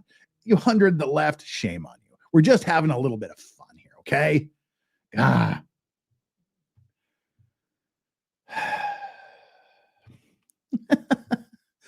All right, let's get on you. Hoegaarden, right? Chug-a-lug-a-lug makes you want to go hidey-ho. No, it's going to make me want to vomit. All right. We are so way behind on this. We're on page 4 of 24, so I need to shut the hell up and get seriously reading. But before we do that, Cheryl Moran, Cheryl Moran has just dumped 5 Legal Vices memberships on James Andrew Morrison, Alan Lang, Lazarus. Say hallelujah, Lazarus is risen. Lucky Lisa, Sir Frank Otter. I believe those are 5. Yes, those are the 5 that got the Legal Vices gifted membership from Cheryl. Make sure you give Cheryl super special thanks. Right. So she's still thanking George. We don't want George to go unthanked and feel unloved and unappreciated. Oh dear. We've also got to the second tier of chat. So I actually owe you another shot of really bad whiskey. We'll do that in 10 pages from now. I will do the shot of really bad whiskey. That'll be my motivation to shut up and get along here. She forgives George for causing so much trauma and pain, mentally, physically, emotionally. I had to be hospitalized more than once. Okay. I think that's talking about her stay in the mental health clinic. I don't think that line was in her original statement that she read in court. For destroying, it may have been, I just can't remember it. For destroying my reputation and integrity. For my M for murderer scarlet letter. Not letting me feel safe to live, talk to other people, spend time with my son, have a job, friendships. Simply go to the bathroom with the door closed, or go to, and now she's not going to be able to go to the bathroom with the door closed for the rest of her life. So I guess she should just consider that training, because she is literally never going to see a shut door in a bathroom again for the rest of her life. Simply go to the bathroom with the door closed, or go to sleep soundly or comfortably. And I hope she never goes to sleep soundly or comfortably ever again. I forgive George for lying, for him trying so many times to end me with his terrifying love. Now, I found that, I don't know if any of you else found it, but that terrifying love line was just the cheesiest, cringiest thing that I heard her say. And she said some really horrible stuff, but I think that was the most cringy thing she said.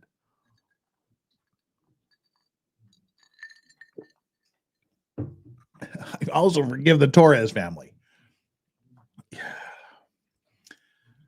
Yeah, what a horrible human being. I also forgive the Torres family. His mother and father foremost, also his 2 ex-wives and daughters, all for knowing who George was capable of and has done in the past. His history of violence and where he learned it, and then to keep turning a blind eye when I would ask for help. All of his siblings, including Farrell Torres, who is now on his way to prison for stabbing the mother of their baby in the side of her head. Oh, she underlined this. Oh, how nice. She underlined that. For everyone who knew what George was doing to me, sometimes how and when, but allowed and enabled. I forgive them for caring too late. I hope they all ask themselves, while quiet and comfortable in bed at night, the uneasy question: what could I have done to stop this from happening to both of them? And after all the time Sarah tried to, by asking for help from all of us, and so many times, literally this bitch is just saying, I hope when it's quiet and comfortable in the bed, I hope in the middle of the night, they ask themselves, why did I let this happen? She is saying it is their fault. It's the Torres family's fault that she murdered their son or brother or father. That is some cold-hearted shit right there. Another great contributor of my gold is social media, with its greed, insensitivity, deception, obvious exploitation, and advantageous gain from my criminal case as a whole, and for sentencing me by anticipation as a result of ignorance and hate, conjured and fabricated by the organized crime that is social media. Rico Suave.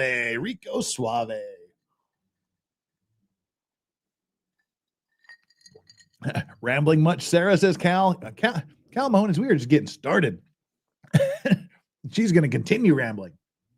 But yeah, we're organized crime that is social media.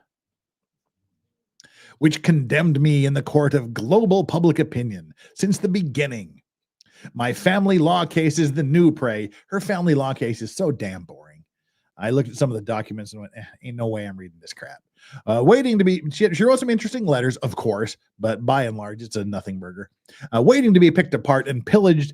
And we don't have to look, we clearly don't have to look at your divorce case, because you continue to feed us these wonderful, wonderful nuggets of Sarah nuggets. Another thing I never want to say again. For me, being infamous, it's like famous, but infamous. It's like being famous, but there's more. There's famous and infamous. By social media in my criminal case. It simply seems I cannot forgive and be forgiven and move forward. Nope, you cannot. Social media has made me a pariah. It has caused great oppression and undeniable disadvantages. Especially by broadcasting. Okay, that is not an O. That is an E right there. It says broadcasting. Especially by broadcasting and manipulating my cases online. In my criminal case, as a result, my opportunities to be given a fair, proper, and uninfluenced successful conclusion was heavily depleted and poisoned. Sarah, you are so full of shit. If it wasn't for social media, you wouldn't have got this lawyer. You would not have got Mr. Owens. You got Mr. Owens because social media posted that whacknut Craigslist advertisement you made. If social media, if the mass media, if the criminal media had not put that silly thing on air, you would not have had this lawyer with you.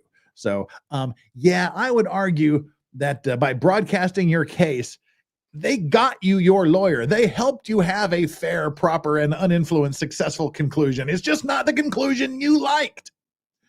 I forgive them.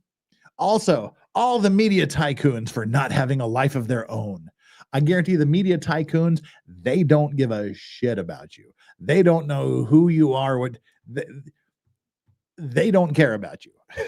Trust me. The tycoons, they couldn't care less. For not having a life of their own, trying so desperately to make themselves seem so right by making me appear so wrong. How can it be wrong when it feels so right? Sorry, got distracted. Forgiveness and prejudgment, ridiculous theatrics, lies, making and taking blood money from my and other misfortunes, accidents, and catastrophes. It's all over their hands and keyboards. Oh no, the blood of Sarah Boone's trial is all over our hands and keyboards. And even after all that's been said and done,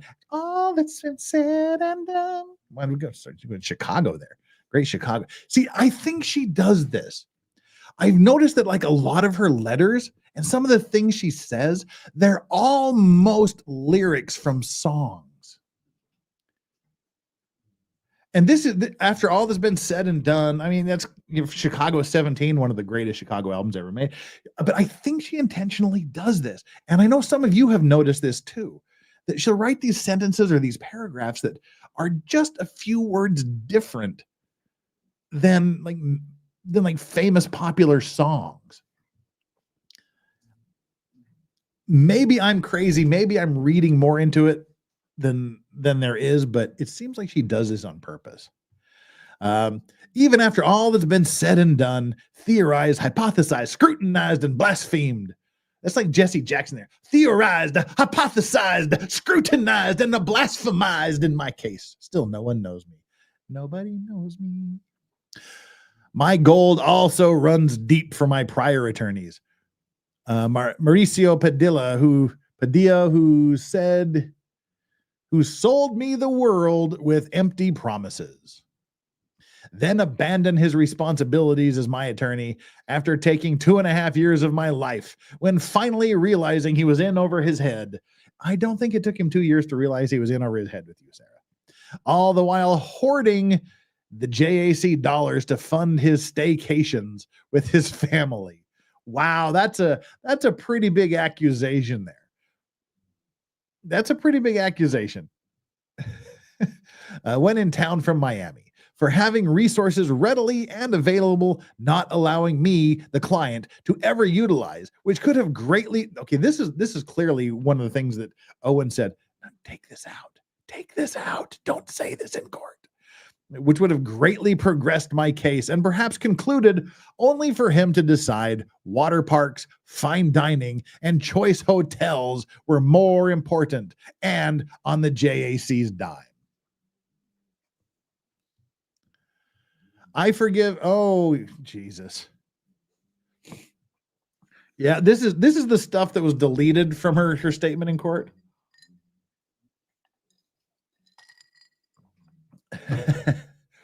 Wow. Let me see while I've paused to take a drink. Okay. No more super chats have come in. I forgive Frank J. Bankowitz for committing perjury to the judge.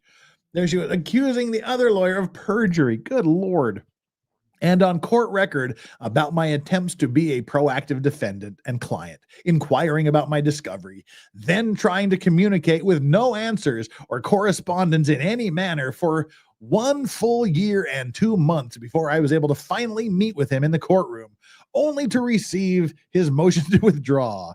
Frank J. Bankowitz is forgiven for his greed and taking $15,000 from the JAC, who honorably aid indigent. Oh, wow, indigent. I can say the word. It's not like a hard one, like pecuniary. Who honorably aid indigent defendants as myself for taking advantage of and robbing the justice system by lying and avoiding clients, taking their money and the J. She wanted to read this shit during her sentencing hearing. She wanted to read this. Thank God Owens talked her out of this.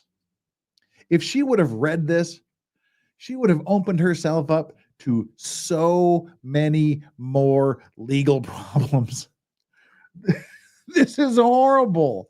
She's accused him basically of both of them of misappropriation of funds, accused this one of perjury. Good Lord. What does she have to say about Winston E. Hobson? Winston E. Hobson receives my forgiveness, who also unethically perjured. Okay, so here let's accuse the next guy of perjury. Good God. Receives my forgiveness, who also unethically perjured himself. Hey, what's up, Lauren? Laura Knighty in chat, everybody. Ooh, let's give Laura Knighty a big round of applause. Laura Knighty, everybody. Boss bitch incarnate. Welcome, Laura Knighty. Unethically perjured himself to the judge and on court record about all the progress and attorney work he did in my case for the 2 months he was court appointed. As for his allegations of my supposed unethical requests, which meant me asking about my discovery and trying to have him file a motion for my lawful inclusion to my pretrial conference cited under FRCP Discovery Rule 3.22001, I wanted to be included in my case. And no progress from being excluded by Bankowitz and Padilla over 3 years prior. Forgiveness also in telling me he would return in a week with my discovery, only to receive his motion to withdraw in the meantime. Still not receiving my discovery and filing my own motion, enabling me to go to all my hearings, including my pretrials. Oh, she's continued forgiveness in his greed and selfish intentions. Also, for robbing the JAC and indigent defendants of $15,000 more for nothing. Now, I don't think there is a public defender out there or someone who's been appointed as a public defender that's going to get $15,000 for 2 months' work. So, I'm going to call bullshit on this one. All right. So again, this is the another person she's accused of misappropriation of public funds, I guess. For nothing, justifying any work he really did do in the handful of days he represented me as my attorney. God, this is horrible.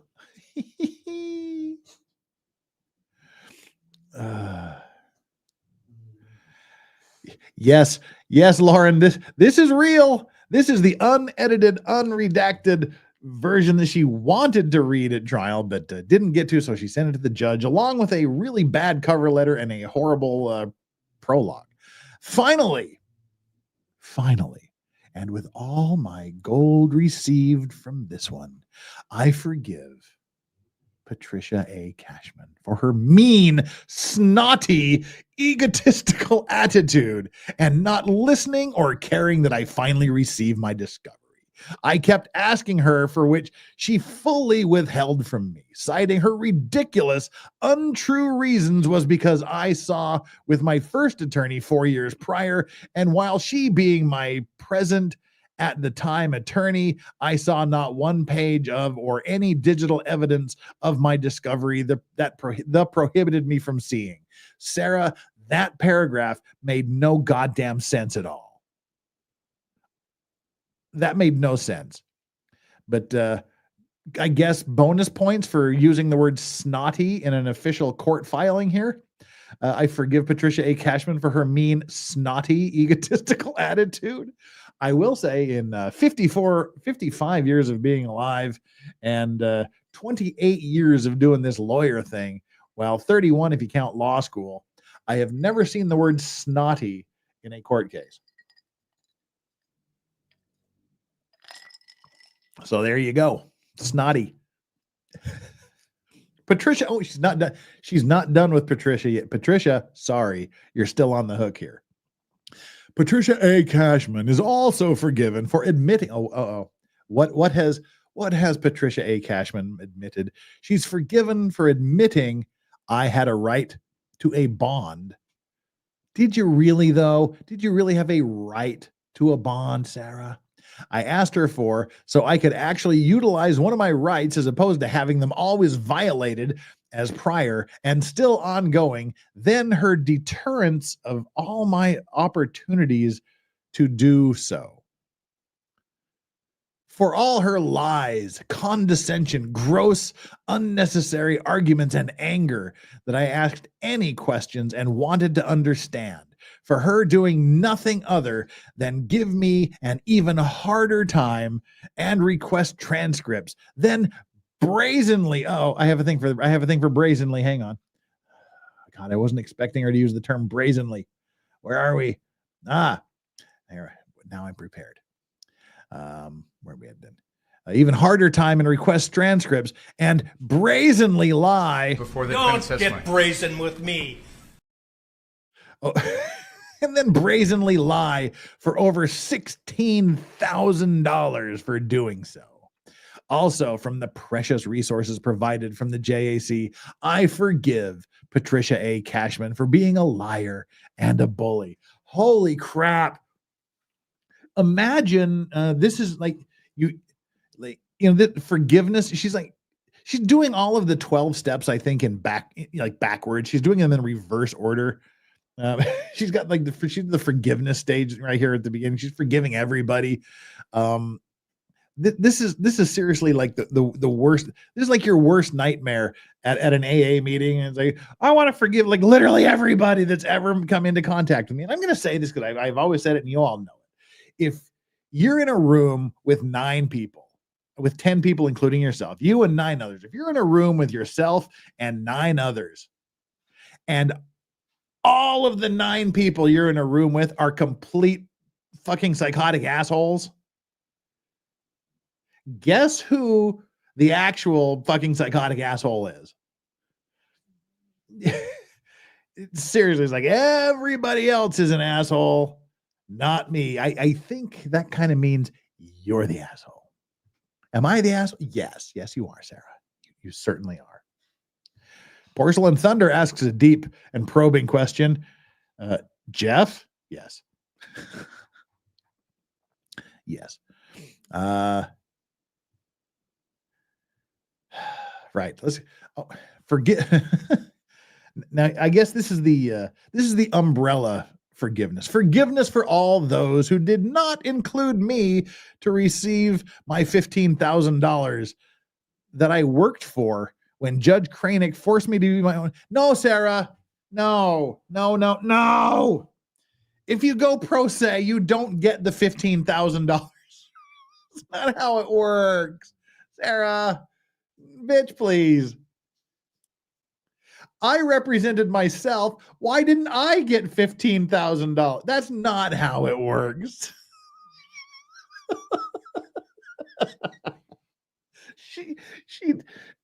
She did not do that. Like they're just well, she represented herself for a couple months. Let's go put $15,000 on her jail books. Oh my gosh, that is the stupidest thing. That's that. I get the monies. Yes, I want the monies. I get the monies. This is my favorite part, says Flux. Aaron with just the lol. $15,000 with Pop-Tarts. Then she can be even heavier than she was.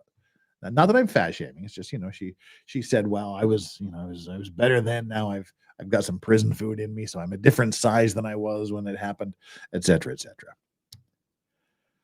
Does Brian have to keep paying her alimony? Well, Brian, as my understanding is, Brian is in the process of getting that sorted out with the courts. Oh dear. So I forgive all of those that didn't give me $15,000 when I was acting pro se for myself. Oh God. That will never not be funny. I want my $15,000. I actually and finally got my own discovery. Did you really? I finally got my own discovery almost 5 years later.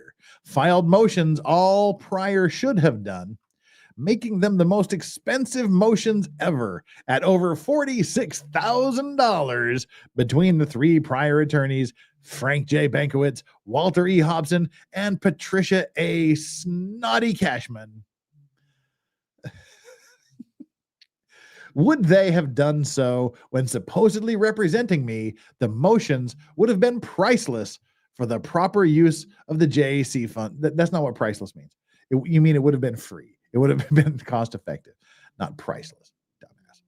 It would have been priceless for the proper use of the JAC funds towards ethics, professionalism, honesty, and freedom.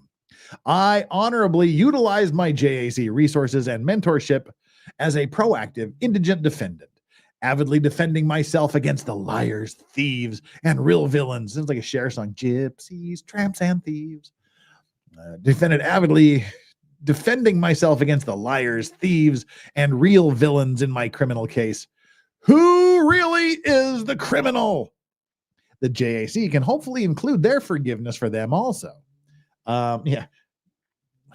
So now her lawyers are the real criminals. Yeah, okay, again, we were very, very, very hard on Mr. Owens for some of the arguments he made and for some of the things, some of the decisions he made representing Sarah as her lawyer.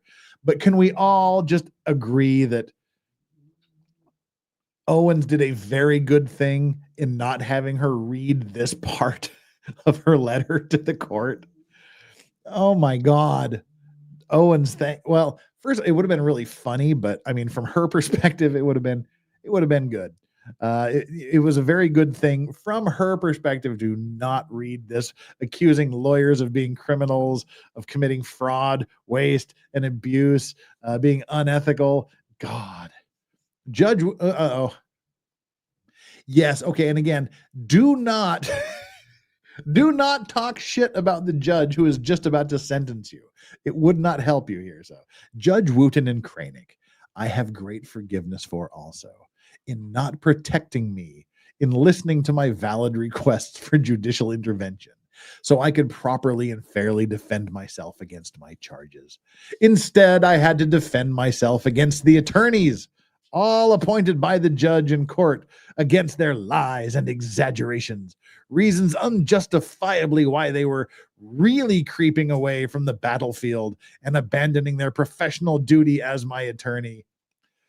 Oh my God, she's going after Judge Cranick again.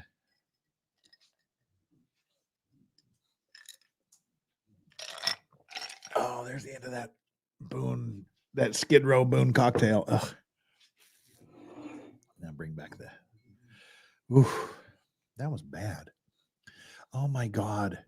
Yeah, again, great move, Owens, in talking her out of talking shit about. I mean, it wouldn't have helped her. It wouldn't have helped her. She got life in prison anyway, but I think he would have had a lot more to say if she had read this part. Judge Cranick, I forgive you for not giving me any opportunity to stand at your pulpit.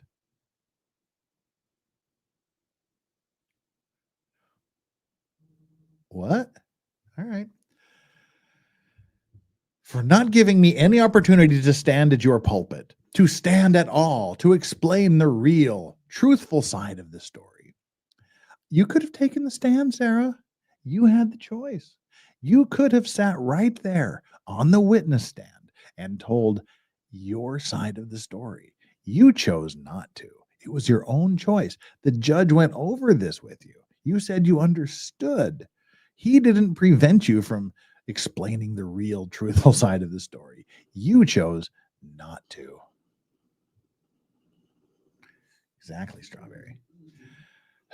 I believe if the justice system, including yourself, would and should have done any vital homework on the already almost see-through attorneys from being spread so thin and simply sending an email to care about their present workload, number of clients, trial schedules already in place before throwing another inmate defendant unknowing client on the heaping. What is this sentence? This sentence ends right here, and it starts way the fuck up here. This right here, this sentence goes all the. Oh my God! All right, let's try to make sense of this sentence because I have no idea what the hell that was. I believe if the justice system, including yourself, would and should have done any vital homework on the already almost see-through attorneys from being spread so thin and simply sending an email to care about their present workload, number of clients, trial schedules already in place before throwing another inmate defendant unknowing client on the heaping unimportant pile of warm bodies, more taxpayer dollars could be conserved and less time consumed and wasted for everyone, regardless of what part they play in the supposed system of justice. What the fuck kind of sentence was that? Holy crap. What the fuck is that? I don't know. My forgiveness is deepened for taking even greater time of mine away, years, well, you got the rest of your life taken away too, by not caring to ask me anything about anything to understand so you could justfully render your life-defining judgments and withhold any more bias and prejudice. I don't know what that means. Foremost judge, she is like all pit bulled onto Judge Cranick here. She's like locked onto Judge Cranick's throat and she ain't letting go. She's starting to shake him around now. Just like shake it, shake it, shake it. Shake it like a Polaroid. Arr, she's shaking the judge like a Polaroid. It's like they're not really run-on sentences. They're just incomprehensible mishmash of word salad. But foremost Judge Cranick. So now is like that was just like the appetizer. That was the aperitif about her problem with Judge Cranick. Now we've gone on to this is the main course against Judge Cranick here. Foremost, Judge Cranick, I forgive you for kicking me when I was down and choking the life out of my constitutional amendments. Hyperbolic much? Holy crap. Jeebus. So are you saying he suffocated your constitutional amendments just like you suffocated George Torres in a suitcase? Did he lock up your constitutional amendments in the suitcase of love, Sarah? Is that what he did? Most profoundly, my sixth right to counsel as a result of my wholehearted use of my first. right to free speech in being my own advocate since no one else would be, and received a paycheck for. She's the best at everything she does, include writing. In all of my free speech, experience-driven letters, only for remedy in any collaboration, inclusion, receiving my discovery as an inmate, defendant, and client, not removal of any attorneys to cause more delays or any reason or excuse you may try to force on me and have already inappropriately accused me of doing prior with your heavily insinuated strategies of mine to try and deflect the glaring red flags, disappointments, and true crime. God damn this sentence. Holy fuck. It's two sentences. There's one sentence there. This whole thing is two sentences. The last sentence begins here and goes all the way down to here. Oh my God.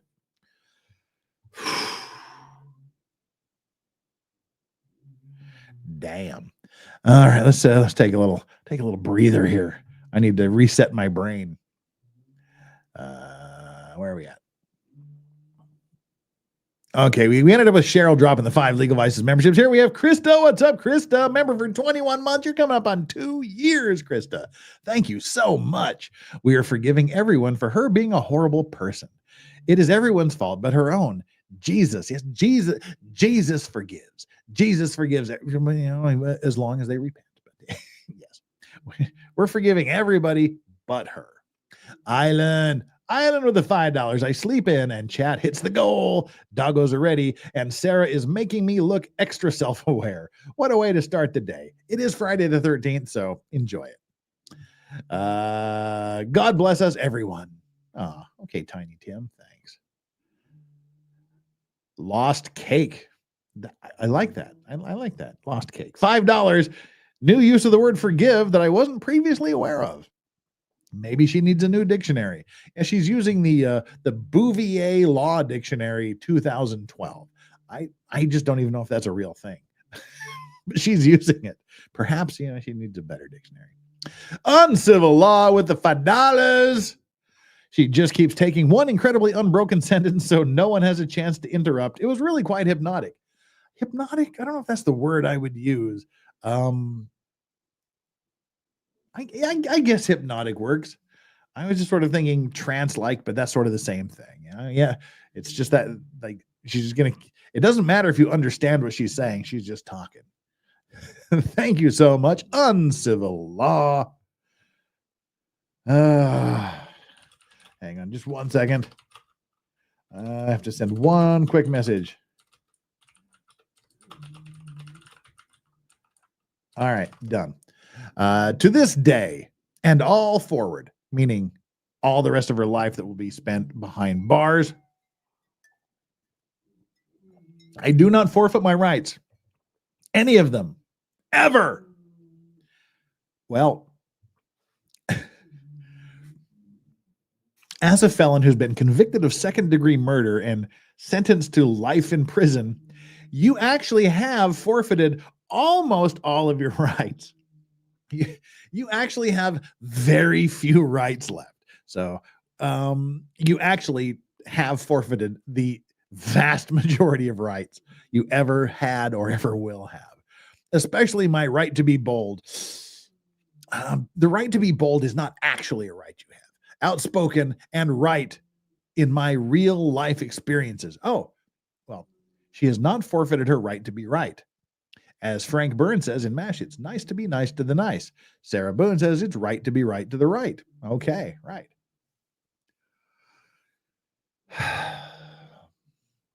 She does not forfeit her right to be right in my real life experiences with the legal and justice systems. You weren't there, Judge Kranick, in anything. No meetings, phone calls, visits, and still took my rights and oppressed harder. That's because he's a judge. That's what they do. I must now defend myself against you, praying you do not care too late, as all the others, and relative further against me as a still proud citizen of the United States of America, of my America. All right. And freely, excitedly using my God-given rights, excitedly using my God-given rights to still try and defend myself, to stand all the way up. And still I rise. Are you to remove my freedom altogether? Yes. By allowing and approving what? I did not just read that. Oh no. You can you imagine the heart attack that Mr. Owens was having when Sarah said, "I want to read this in court," and he's rude. He probably came very, very close to having an aneurysm. Oh, sweet Jesus. You know, for as much grief as we gave Owens, Jay Lee got Legal Vices has read more of this letter than the judge has. As much flack as we gave Owens for some of the decisions, some of the arguments. Again, he was doing the best with what he had. Oh, at least he didn't let her read this in court. Holy crap. This ain't good. I can't believe she says what she says here. For you to remove my freedom altogether by allowing and improving my stab wound. By allowing and approving my stab wound. She had this stab wound is like some weird fucking fetish for her. It's like she mentions this stab wound every chance she gets. This is weird. This is weird.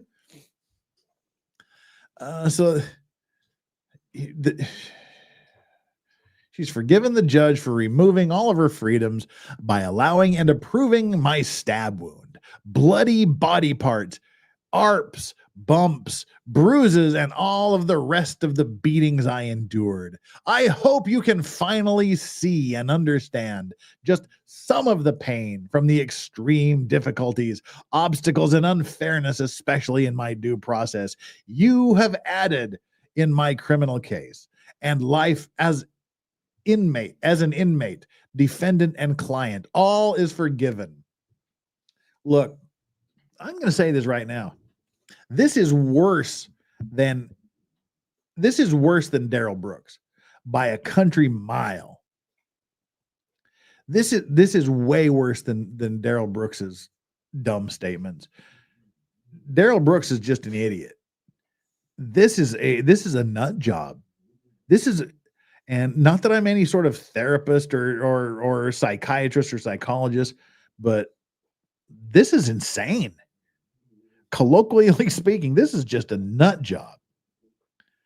Like I said, Daryl Brooks was just an asshole. He was just a dick that was being an obstructionist prick because someone told him that's what sovereign citizens do. This is just batshit fucking crazy. Holy crap.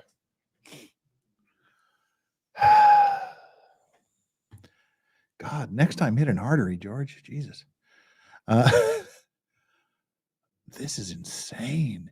For detectives Kepsel, okay, that's the woman detective, and Lowen, I forgive their demonization, lies, blacklisting, coercion, law-breaking, solicitation of my case before I even arrive at the corrections department to be booked and fingerprinted. This can be seen in my unbeknownst interrogation video, where I ask what they are doing, what all the pinging was during their texting swarm. Oh no, it's a text swarm. There was a swarm of texts while I naively sit there waiting to be arrested, which they know would happen that day, the day before, for Kupsel to bald face lying on the stand to the judge in court on record. She didn't tell me to come to the station to pick up my phone. Why else would I go? I didn't even know about the surprise interrogation. Hate to break this to you, Sarah, but as you heard, cops are allowed to lie to you.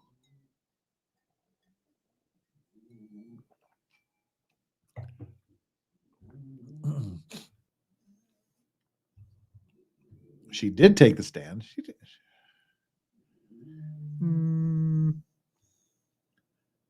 No. She spoke during her sentencing, and this is like the letter she read. Oh, dear.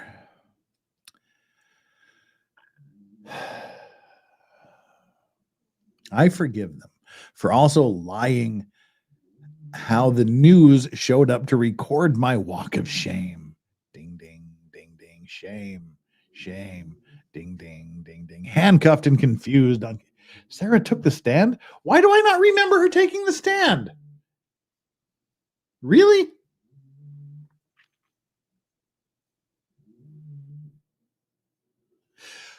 Why do I not remember this? Oh, okay. All right. Wow.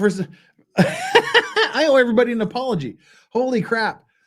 I think I repressed that memory. You're wow. You are all absolutely, it all came back to me in a flash. It all came back to me. I'd repressed the memory. I had repressed memory syndrome. I didn't want to remember it. But yeah, now that y'all mentioned that she was there, she gave the suitcase demonstration. Yeah, it all came rushing back to me. I don't know what the hell was wrong with me. I'll blame the Boone cocktail for that one. Yeah, I have no idea what that Friday the 13th. No, that was just weird. Huh. Uncomfortable? JKD Buck says uncomfortable. No, not uncomfortable. I just repressed the memory. I repressed the memory. Yeah, it was PTSD. I blocked it. But now, thankfully, well, unthankfully, you've all brought it back to me. I remember it all now. Never mind. Yes, I remember it all now. I'm old. Forgive me. Just excuse me for 1 second. Oh, Sprinkle says, how much of this does the judge actually read? I think it all depends what sort of a mood he was in. If he was like, all right, just for shits and giggles, let's see what this says. Then he reads it. Otherwise, he goes, I can't deal with this. And he just says, here, file this, put it on the record. Oh, no. Jennifer, you can't say very Celine Dion of Jeff. That's horrible. It's funny, but horrible. Thank you for forgiving. Thank you for forgiving me, everybody. You are so like Sarah. You're so forgiving and kind. Thank you for forgiving me for getting this cow bag. I don't know how I forgot that. I totally blocked that from my memory. That's silly. Yeah, God knows how I forgot. Seriously, I have no idea how I forgot she took the stand. But now that it was when whoever it was that said she did the. I think Jeff should watch the Sarah's testimony again. Says, no, it's all fresh in my memory again. It all came rushing back, sort of like in the movies, and the person that has amnesia, like sees something and goes, and all their memories come back. It's all back now in all of its glory. All right. Let's shut up and keep reading here. 775 people here on YouTube, 808. We're underperforming on Hujima. What's it? We've got 32 over here on Twitter today. We're underperforming on Twitter. Wonder why that is. Must be something interesting happening over on Twitter. And we've got 35 whole people over on Rumble. Hey, what's up, Tylee? What's up, Hunter Brooks? So anyway, make sure you hit that like and subscribe button. We got 768 people watching here, 585 likes. So thank you very, very much for that. Keep the likes coming. Keep the subscribe. All right, I'm going to do a subscriber grift here. We need a subscriber grift.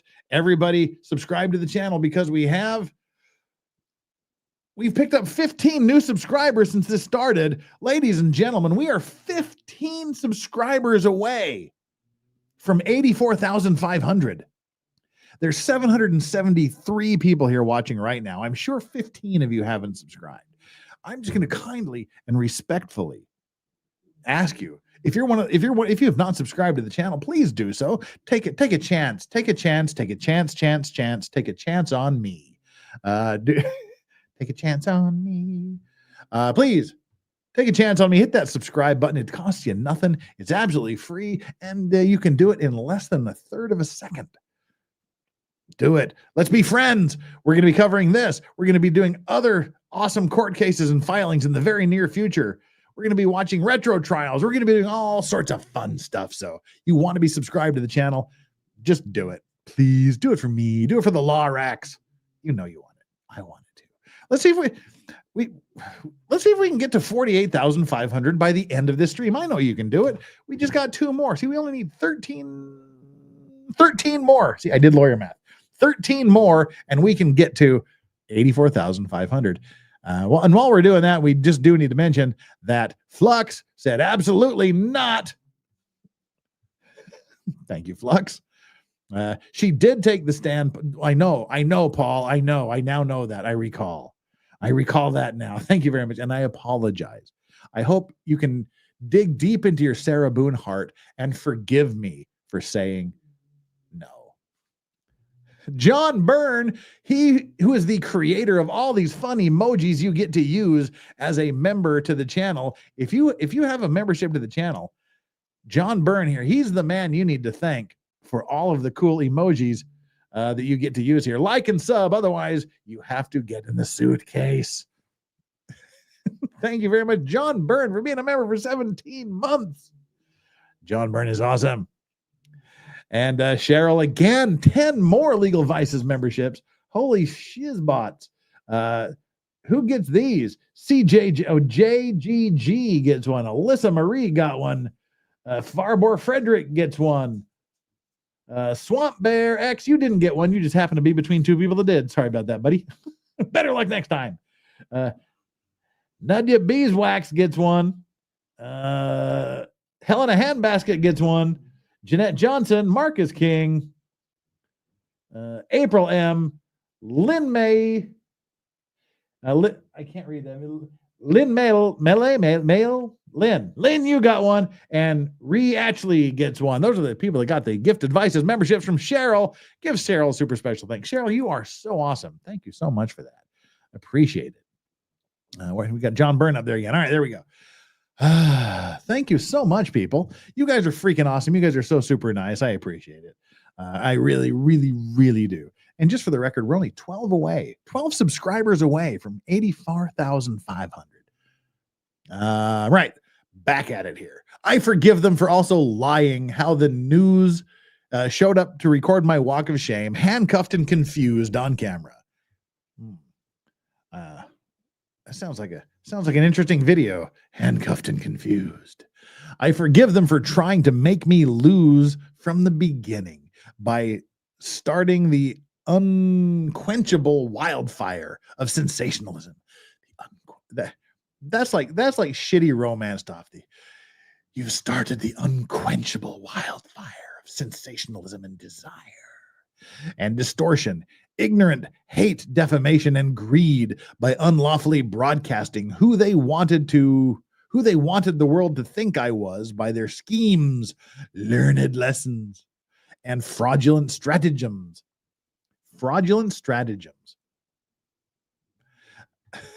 From the overwrought school of manipulation and taking advantage. How much did they make off of me and still are for calling it in, then removing the curtain to expose their personally twisted murdering monster? Yeah, you are a twisted murdering monster, Sarah, by the way. Also, my forgiveness in greater gold. God, she's still talking about this gold analogy. Also, my forgiveness in greater gold comes from wondering why nothing viable in my defense was taken from my townhome, aka the crime scene. Sarah, if you're innocent, don't call it a crime scene. It wasn't a crime scene to you. It was an accident. Why was nothing viable in my defense was taken from my townhouse, aka the crime scene, aka the second-degree murder scene, to aid in my truth, such as the butcher knife, 5-pronged garden claw, and hammer under the table. What the hell is a 5-pronged garden claw going to prove your innocence? How is that going to prove your innocence? It doesn't. And I hate you. Let's for the sake of argument, let's assume that everything she said that George did to her is true. Let's just assume that for argument's sake. That still doesn't mean, under the facts of her defense, that she should be acquitted. Anyway, 5-prong garden claw. Outside where George had easy access to use if I tried to leave or call for help, while being held against my will during his rageful binges. Or my bloody pillowcase, stained from me being backhanded because I hid the magnum-sized bottle of vodka from him. I have one, and it's not hidden from anybody. Oh, God. This woman and her writing. Why weren't any crime scene photos taken of holes patched in walls and doors? Some doors, because if you have a patched hole, that was a long time ago. It doesn't justify you doing what you did. Right? Why am I explaining this? You all know this. Why am I talking to Sarah? Even if she could hear me, she wouldn't care what I'm saying.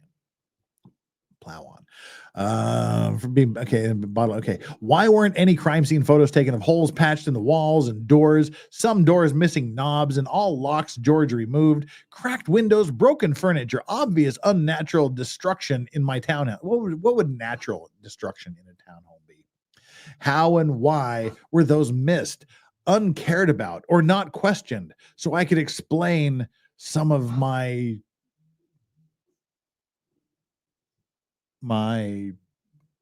Timu? Temper? I don't know. I have no idea what that word is. Explain some of my something. It makes no difference. All is forgiven. Prosecutors Mr. J and Mr. Cacciatore, my forgiveness is also extended. For your inappropriate attributed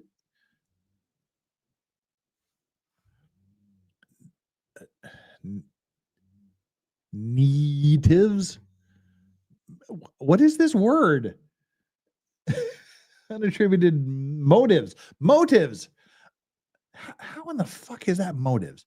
Your inappropriate attributed motives for having to go through years of my pictures, videos, text to erroneously piece together your deceitful, damning version of what really happened and who I am. After so much availability and for so long, you were finally able to make the circle fit into the square. Oh, I've been using this voice so much today, it's scratching my throat. I forgive your antics, theatricals, not theatricals. I forgive your antics, theatric acting, ludicrous comments to, maybe that was directed at me because I've been making ludicrous comments the entire time.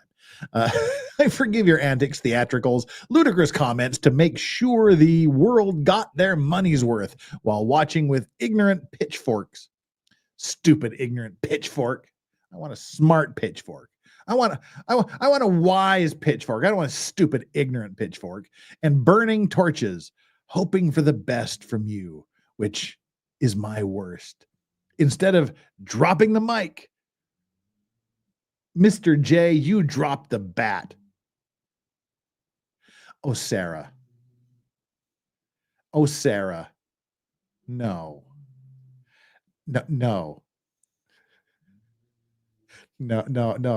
Sarah did not just say you dropped the bat.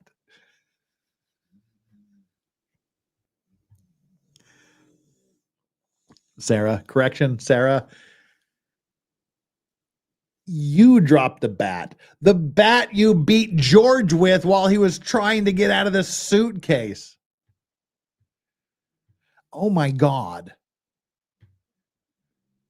This is a woman who admitted during her time on the stand, because I heard it and I remember, that she beat her husband with a baseball bat. She whacked his fingers at least with a baseball bat, and there were baseball bat shaped bruises on him.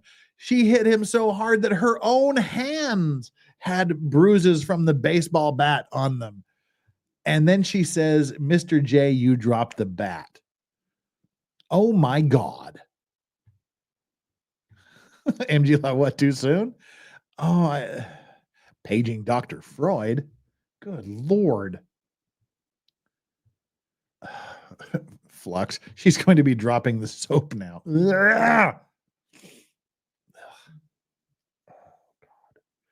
Mr. J, you dropped the bat. Oh God. Okay, that actually stunned me a little bit. For the yelling, fingerprinting, and intensive underlining to force your theoreticals and fantastics on the jury. Where is she coming up with these fucking words?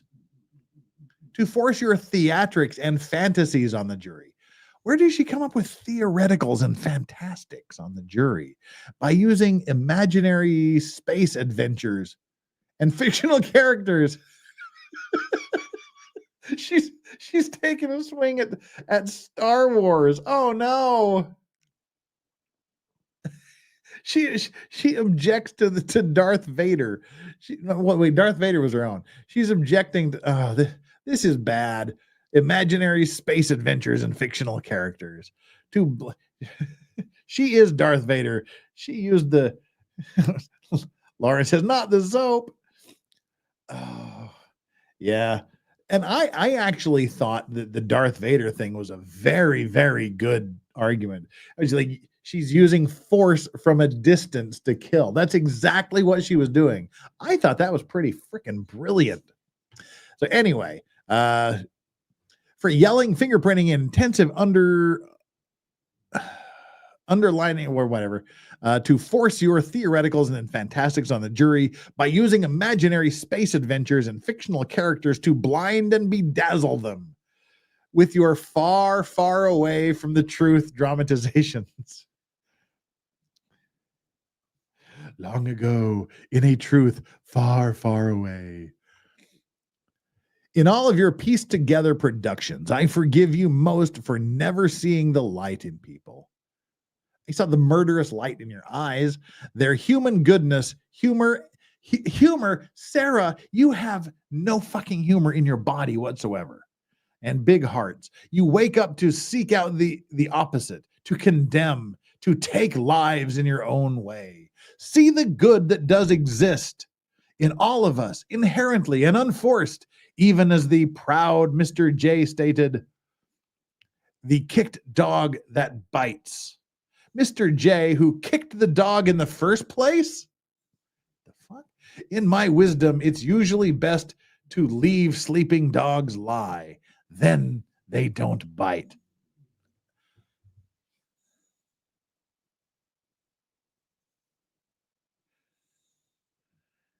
Sarah, don't say that. It's better to leave me alone, then I won't bite you, is what she is saying there. This doesn't mean what you think it means. At least I hope it doesn't mean what you think it means, Sarah. In my wisdom, it's usually best to leave me alone, then I won't bite. Yeah. So George didn't leave you alone and you bit. Why the fuck would you put this in this letter? Holy shit. Sarah, you are kookier than I thought.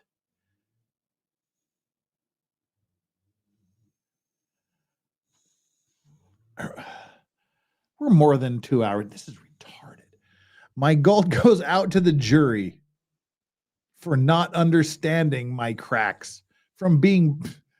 Sarah, by the time you finish your life sentence, you'll have any number of other inmates that will fully understand and appreciate your cracks. All of them.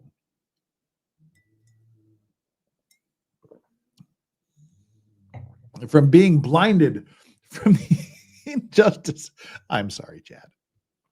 I'm sorry for putting that image in your head. My gold goes out to the jury for not understanding my cracks, from being blindsided from the injustice and malpractice.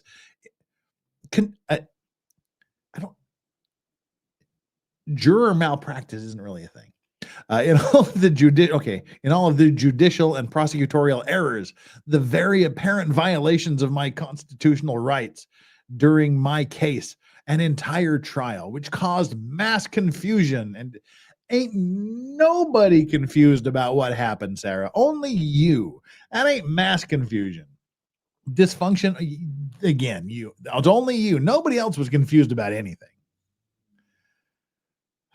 Linda Lou, she doesn't know what the F she's saying. I know, it's weird. Oh my God. I'm getting stupider from reading this. I'm legitimately, I can feel my brain cells dying. And it has nothing to do with the consumption of a Sarah Boone Skid Row cocktail. Oh my God.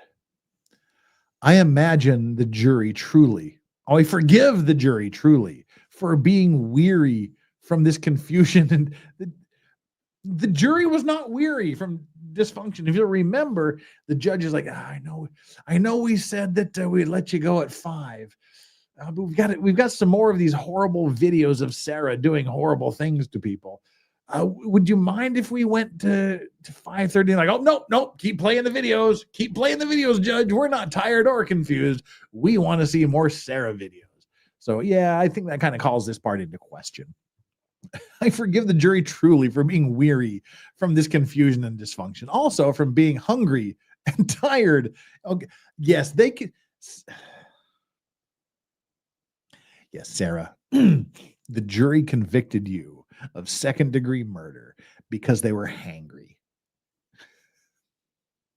They totally convicted you for being hangry. Ozzy Overlord in the house. We've got the whole bastion here. We've got Uncivil. We've got MG Law. We've got Hayden from Ozzy Overlord. Where did you go? There you are. Ah! I wake up, turn on Vices, and immediately get a Boone-induced migraine. Well, I'll have a Boone-induced hangover come the morning if I'm lucky.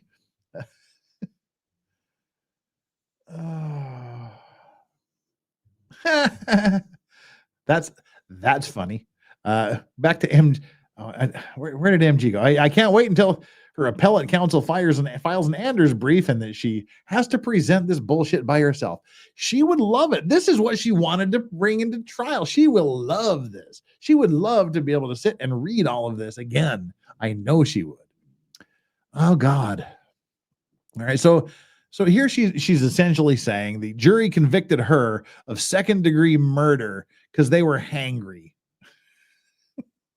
If only they'd gotten their sandwich. They wouldn't have convicted her of murder. Also from being hungry and tired and wanting to go home to their families. Unlike you. After being away from in full capacity for 2 full weeks. I understand.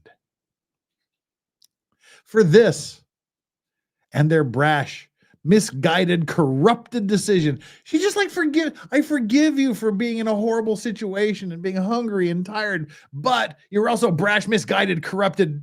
Oh, God, I was wrongfully judged a murderer instead of a survivor. No. For this, all is forgiven. For this, I can still survive. I will survive and stand tall, having an even greater, the greatest opportunity to finally be understood in the Supreme Court for my appeal. That ain't how it works, Sarah. If this ever gets to the Supreme Court, you are going to have fuck all to do with it.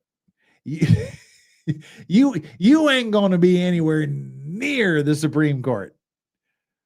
Sorry. I didn't lose. Yeah, you did.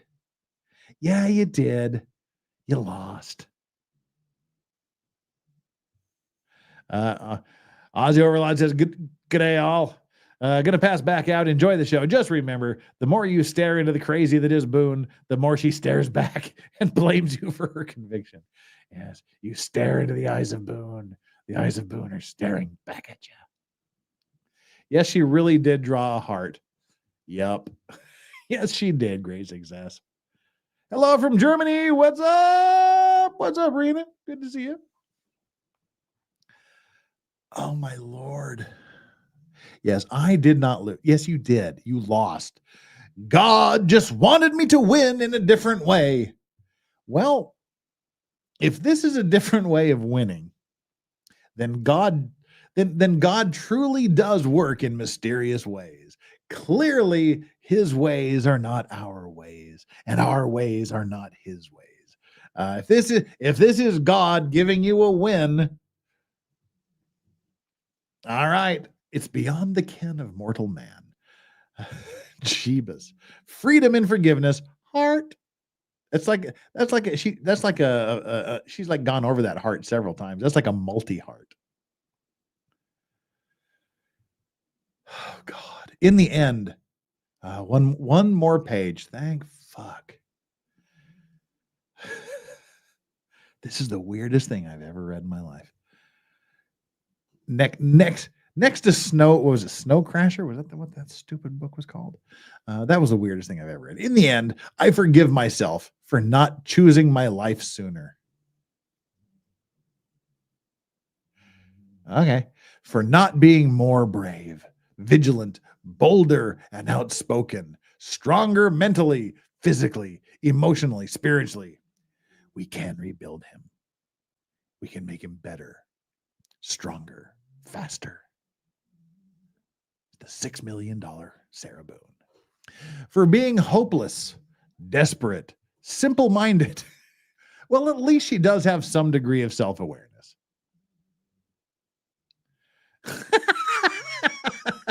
Lauren, this is the weirdest thing I've ever read in my life. Oh boy, you got to see my middle school diaries. Lauren, now I want to see your middle school diaries. Oh no.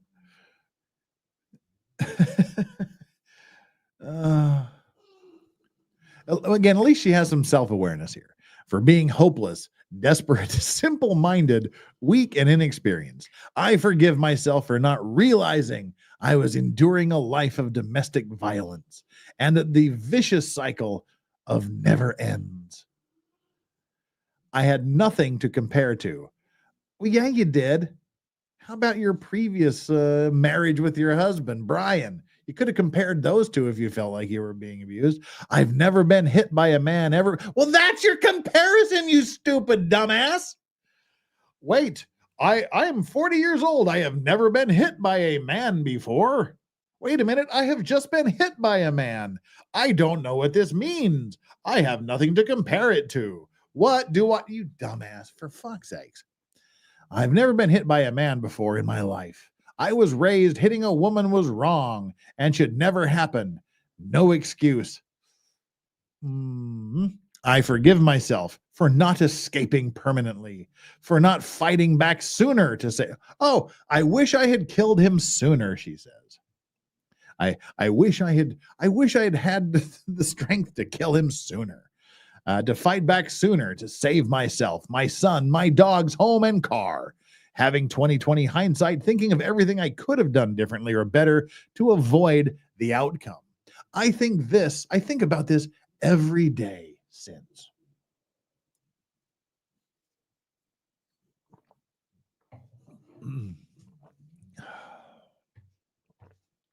This is crazy.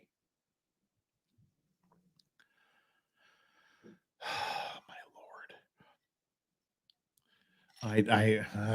All right, we're reaching the end here. Also, all of the good days we had together, for him at least. Well, what does that even mean? All the good days we had together. Well, at least for him anyway. At least while I was constantly in hyperdrive. You just criticized the prosecutor for using imaginary space movie related shit, and here you are talking about a hyperdrive. You are so he's making all these weird space fake pretend space illusions, and let me just talk about a hyperdrive. While I was constantly in hyperdrive, high alert and paranoid, making sure I did everything right all the time. I knew if not, the great possibility I would be ended, as George threatened me with so many times before. Ladies and gentlemen, this, I believe, is our final page.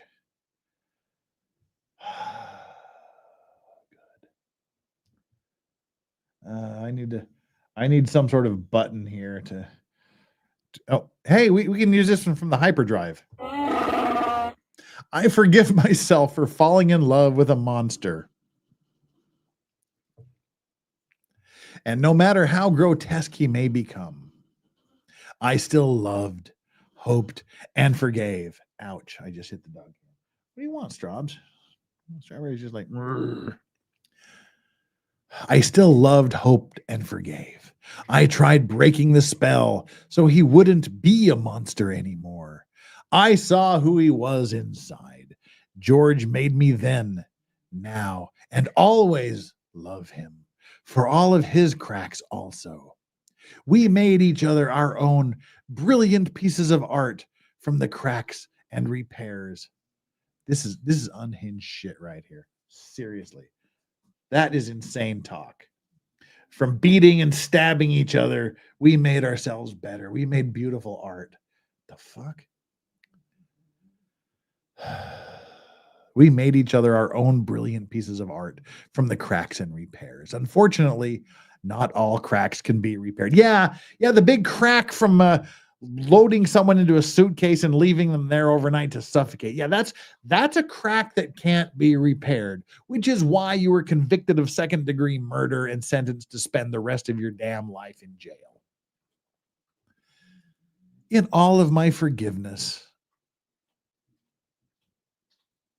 George is my greatest lesson and will forever be a part of me. I think of him every day and still speak to him when alone in the rec yard. I ask his forgiveness and that he looks for me at the gates of heaven so I can tell him how sorry I am endlessly and that I never stopped loving him in all of it and still, whatever that means. Sarah, I do not pretend to be God. I do not pretend to know God's ways. I do not pretend to have God's divine wisdom and mercy and justice. But I'm going to just guess that you ain't going to heaven. That's just a wild guess. I'm just guessing you ain't going to heaven. Just saying. When I first came to jail, I put my mat under my bed and cried all day and all night for months, only falling asleep from being so exhausted with grief. I wrote him letters. I wrote his family and his daughters apologizing and asking for their forgiveness, but due to fear that my life or sons would be jeopardized, I did not send. I am sorry. I cannot begin to fathom any of their grief and sadness. Forgive me. Oh, I lied. There's more. Almost everything reminds me of him. Seeing my stab with the fucking stab wound again. Kurt is nominating Sarah Boone for a Nobel Prize in Literature. Okay, let's give it to her. Why not? Patricia Cerny with the $1. Thank you very, very much. Appreciate that. That is super, super awesome. And this is unintentional comedy, says Ike. Because with the five Aussie bucks, I laughed at the thought Sarah would be able to sway anyone, thinking she was the victim in this letter. Paul Farrell says, didn't realize I'm like 12 minutes behind. And Cheryl has become a new member. Cheryl gifted like 20 memberships before she actually became a member herself. That is some serious dedication. That is some serious awesomeness, Cheryl. Thank you so much for that. And wow, Cheryl is the newest member of the Clean and Sober crew. But Patricia Cerny's dropping the heat here. Boom, one. Boom, another one. Boom, another one. Thank you so much for the $3. That is super cool. Thank you so much. You guys are great. Appreciate all the support. And we have to do the punishment shot, and I have to do the math because I think we have to do the reward shot too. But it's Friday, so I don't care. I don't have to work in the morning. I can deal with a hangover. Woohoo! All right, let's finish this letter, and then we'll check on the subscriber count. Subscribe. I want to get to 84,500 before the end of the stream. We can do it. When I first came to jail, I put my mat under my bed and cried all day and all night for months, only falling asleep from being so exhausted with grief. I wrote him letters, blah, blah, blah. Where did we get to? But due to fear that my life or sons would be jeopardized, I did not send them. I'm sorry. I cannot begin to fathom any of their grief and sadness. Forgive me. Almost everything reminds me of him. Seeing my stab wound every day, especially. You don't see the stab wound. You see the scar. If it even is a stab wound, you see the scar. It truly reminds me all I really did live through. George haunts me. Good. I hope he fucking haunts you every damn day for the rest of your life, right there at the edge of your bed. He is everywhere. I believe because I do still love him, think of him and miss him, his laugh the most. In my heart, I know he was with me and understands that this tragedy was not intentional. I don't think so. I hope everyone can, his family foremost. I didn't mean for this to happen. Please wholeheartedly know that. And always, I would never. Forgive me, George. Forgive me, Torres family. Forgive me, Judge Kranick. To the entire planet, forgive me.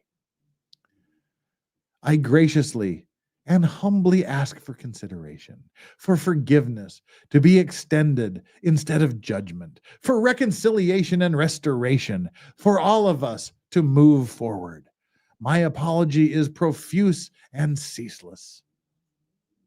Right at the very beginning, she said, I'm never going to apologize. Now it's profuse and ceaseless. Which is it? Allow me, please, to brush off the muck. Yes, brush off the muck. Wipe the blood off my face. Holy shit. And fix the cuts in my skin. I ask for understanding in what really happened and for howling. Oh, for how long? Said howling. For second chances, repentance. Part of repentance is accepting what you've done and making amends. You haven't accepted this.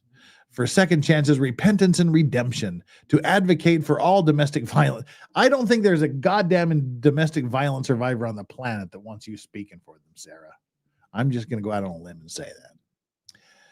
Domestic violence survivors, to help them overcome, heal, and still hope, always to make their voices heard, to confidently walk with all their scars on the outside and inside, to help them not ever become a casualty of domestic violence as so many others, to stop the abuse and maltreatment before it's too late. There is always hope. You can survive. In my soft-spoken conclusion, the shit you've said about anybody in that in my soft-spoken conclusion, I ask this. Would I be the darling mother celebrated woman of the year if it were I who died? The fuck kind of question is that? How many daughters, mothers, I got this wild mustache hair that keeps tickling the side of my nose. How many daughters, mothers, sisters, aunts, grandmothers, nieces, and friends have been because they did? Oh, how many of them have been celebrated because they died? That's what she's asking. I am a survivor. The end. Learn to do good. Seek justice. Rebuke the oppressor. Defend the fatherless. Plead for the widow. Isaiah 1:17.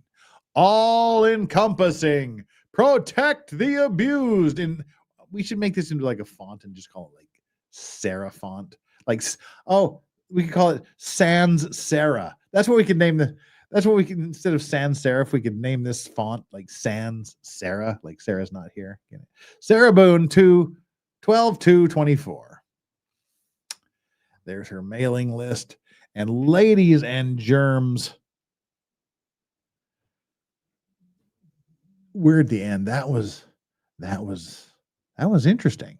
We currently have 757 people here and 688 likes. We got over 600 likes. That is super awesome. We can get more. Let's see where we are on subscribers. We need 7 subscribers. I just need 7 more subscribers. Only 7. There's 700 of you here. Like if one, I know more than 1% of you have not subscribed. If even 1% of you subscribes right now, we'll get up to 84,500 by the end of the show. And that would be super awesome. I would love that. Let's see if we got any super chat to catch up on. Looks like we do. Patrick, sorry, I apologize, dumbass. It's my prescription. Patricia, are we there yet? Let me do the math. I'll do the math when we get done here, and we'll find out. Phoenix is the newest member of the Clean and Sober crew. Oh, look at that cute little puppers. Cute. Thank you so much, Phoenix, for being the newest member of the Clean and Sober crew. And oh God, I have to say it again. Boone's toilet hooch. $2. She'll get a prison tattoo framing the stab wound. Yeah, my stab wound. All right, so I do owe everybody the punishment shot of really bad whiskey.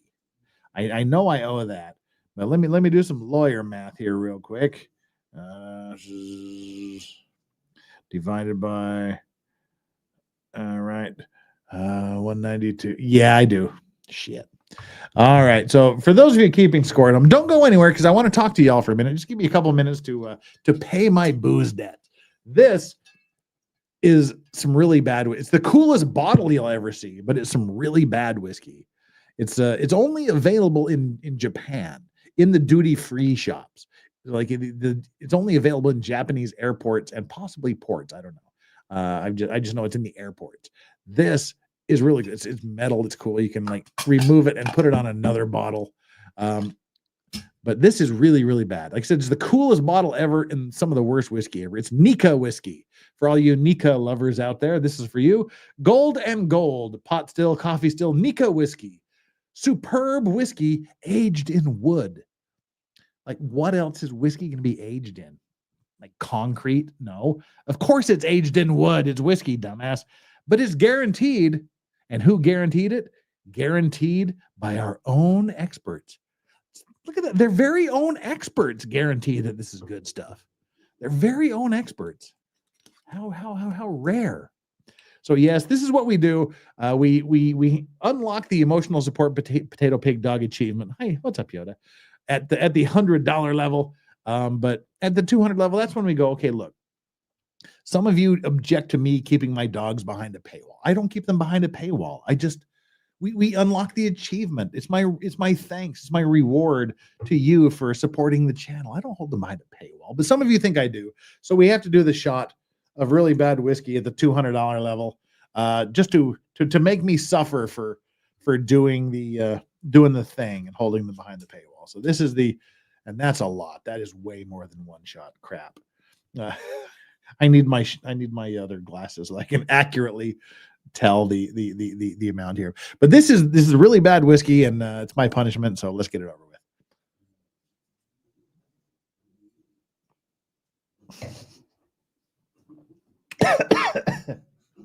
Oh my God, that is that is so bad.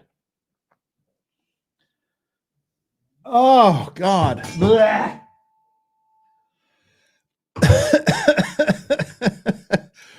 I hate you, chat, but I love you. Oh. And this is legitimately like the last bottle of really bad whiskey I have in my whiskey and cigar room.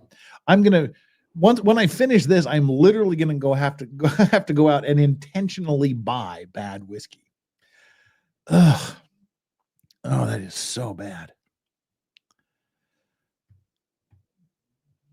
MG says, if you had Glenmorangie Nectar Noir, oh God, yes, that is amazing whiskey. The Glenmorangie Nectar Noir, it tastes, it's because it is it's aged in French Sauterne wine casks, so it's really sweet. I mean, it's almost savory. It's like sweet and savory. It's sort of like whiskey. The whiskey tastes like I always describe the Nectar d'Or from Glenmorangie as like whiskey tasting sort of like a pastry shop that is just opened in the morning. Like you're walking past a pastry like not a donut shop, a pastry shop with like croissants and like buttery things and light pastries. It tastes like an early morning in a pastry shop.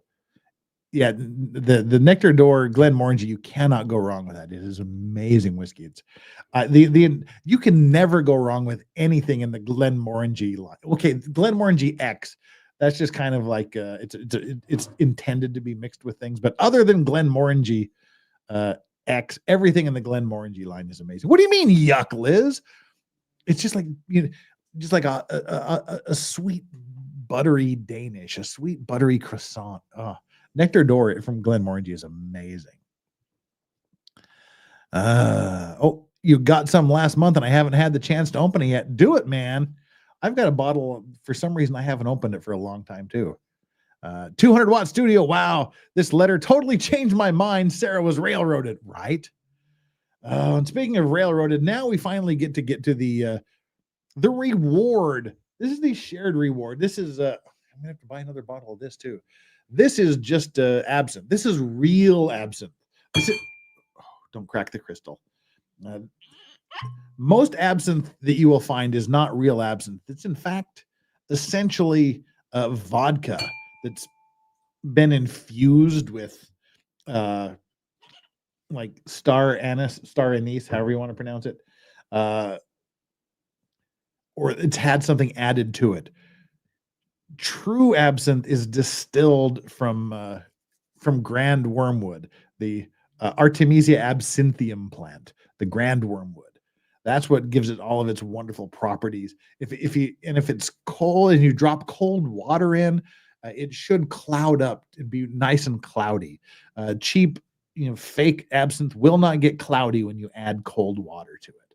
So that's a good way to tell. And also, if it's like a beautiful, beautiful light green like this is real. If it's like blue or turquoise or teal or some unnatural looking color, it is not the green fairy. And if Ooh La La Pat from Paris is still here, she can probably tell you what real absinthe is. But that's what we do. We do a double shot of real absinthe just to say thank you so much for getting us to tier 3. That is fantastic. No water, no ice, no sugar, just straight, pure, real absinthe. Absolutely, Swamp Bear X chasing the green fairy. The Glenmorangie 12. Do they still make a 12-year? I guess the 12-year it would be the not the La Santa. They moved to 14-year. It used to be 12. I think it's the La Santa they moved to 14-year, and so that would. What the hell's the other one? The La Santa and the. Damn it. What's the other Glenmorangie? This is a 12-year. Not the La Santa.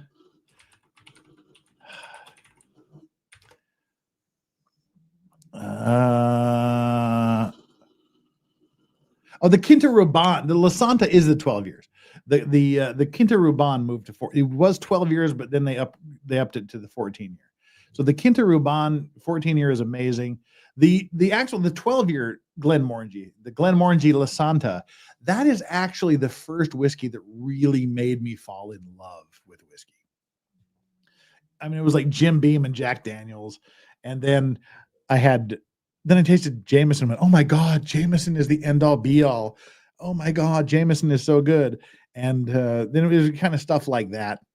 And then one night I was traveling to Beijing for business, and there was a sale on Glenmorangie La Santa in the duty-free shop. I thought, all right, let's just buy this and see what it's all about. Because the clients I was meeting just before I got on the plane said they were going to be like 3 days late. So I said, I got a few days to kill, so I'll just buy this bottle. And then I opened the Glenmorangie La Santa, and I went, oh my God. This is amazing. And this is what whiskey is supposed to taste like. And that's when I became interested in studying and appreciating, all of the whiskeys, just like the straight grain spirits, the whiskeys, the Scotch, bourbon, all kinds of whiskey. I just fell in love with it because of the Glenmorangie La Santa. So there you go. That's my, nobody asked. Nope, nobody asked, but that's my whiskey journey. So we've done everything I think we need to do. People, it is now 1 a.m. here in Korea, where I am based.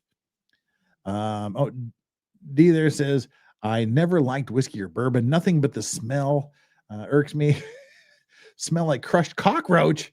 I drink Calvador or Mirabelle. But yeah, those are French drinks, hard to get elsewhere. So you like the lighter stuff. I appreciate. See, this is the rule of drinking, not just Scotch or bourbon or other whiskeys. The rule number one of alcohol is what you like to drink, the way you like to drink it. And if you don't like to drink anything, that's cool. So yeah, it's a thing, but that's just what we do here. So everybody, I think we are now at the end. That was insane. That was crazy. I can't. That was so much better / worse than I thought it would be. Holy crap! And well, let's look at our like and subscribe poll here. Our like and subscribe poll is this the last time we will hear from Sarah Boone? 6% of you said, yeah, this is probably the last time we're going to hear from her. 28% of you said this is very unlikely to be the last time we hear from her. And also 28% of you said, no, this is not going to be the last time that we hear from her. But a full 38% of you, more than 1 in 3 of you said, oh, you sweet summer child. We're going to be hearing more from Sarah Boone. No doubt about it. It may not be frequently, it may not be often, but I guarantee you this is not the last we're going to hear from Sarah Boone. So we're going to want to stand by and for more Sarah Boone, and anything that she submits, anything that's submitted in relation to her case, we will cover it. We will make sure we don't leave Sarah Boone behind. And one of these days we will have to go over her motion for a new trial just because it's stupid. And it was so stupid, the judge literally his only comment was denied. So we'll get to that at some point. Exactly, Jake Hadybuck. Right. So here's what's coming up. We got a few things to discuss. So the 685 of you that are still here, please hang tight. Don't go anywhere. I'm going to do a double check here just to see if 7 of you did me the favor of subscribing. Oh, come on. We are at 84,499. The fuck is, come on.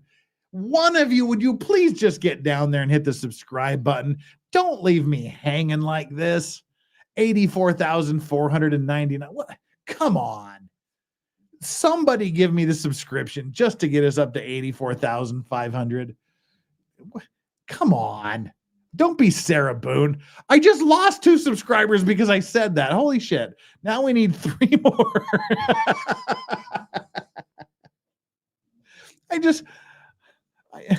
just lost 2 subscribers because I said subscribe. All right, we're 84,498. Just 2 more. 500. There we go. All right, let me screen capture that. Woo. All right, we're at 84,500. Thank you so much for that. And now we're back to 84,499. Idiots. Anyway, but I have evidence we got up to 84,500. Thank you so much, people. Here's what's going to be happening coming up.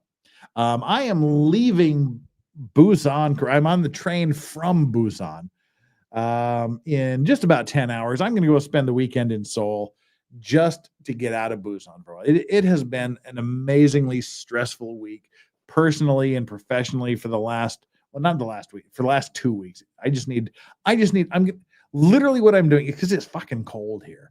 I'm going to get on a train. I'm going to go to Seoul. I'm going to get off the train.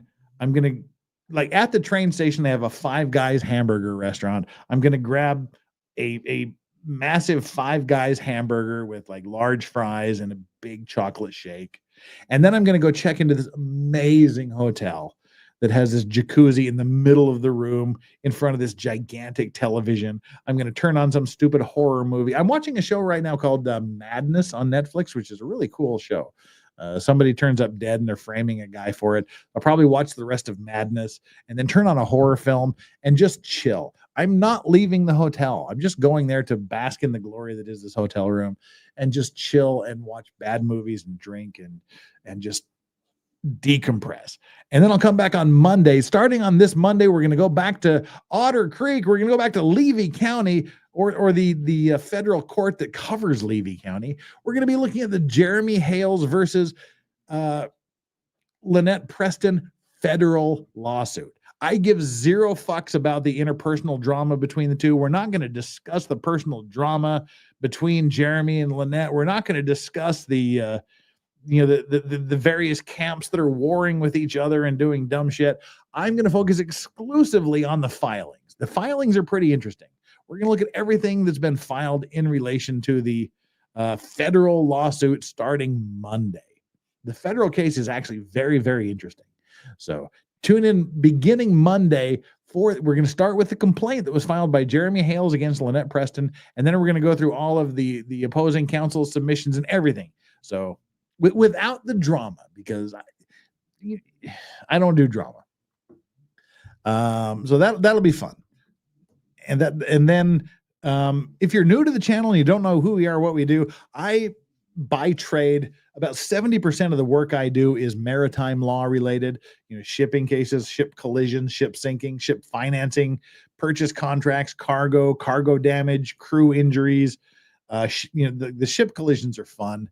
And so every Monday we have what's called Maritime Monday around here. We haven't done it for a long time because of Sarah Boone's trial and Leilani Simon's trial.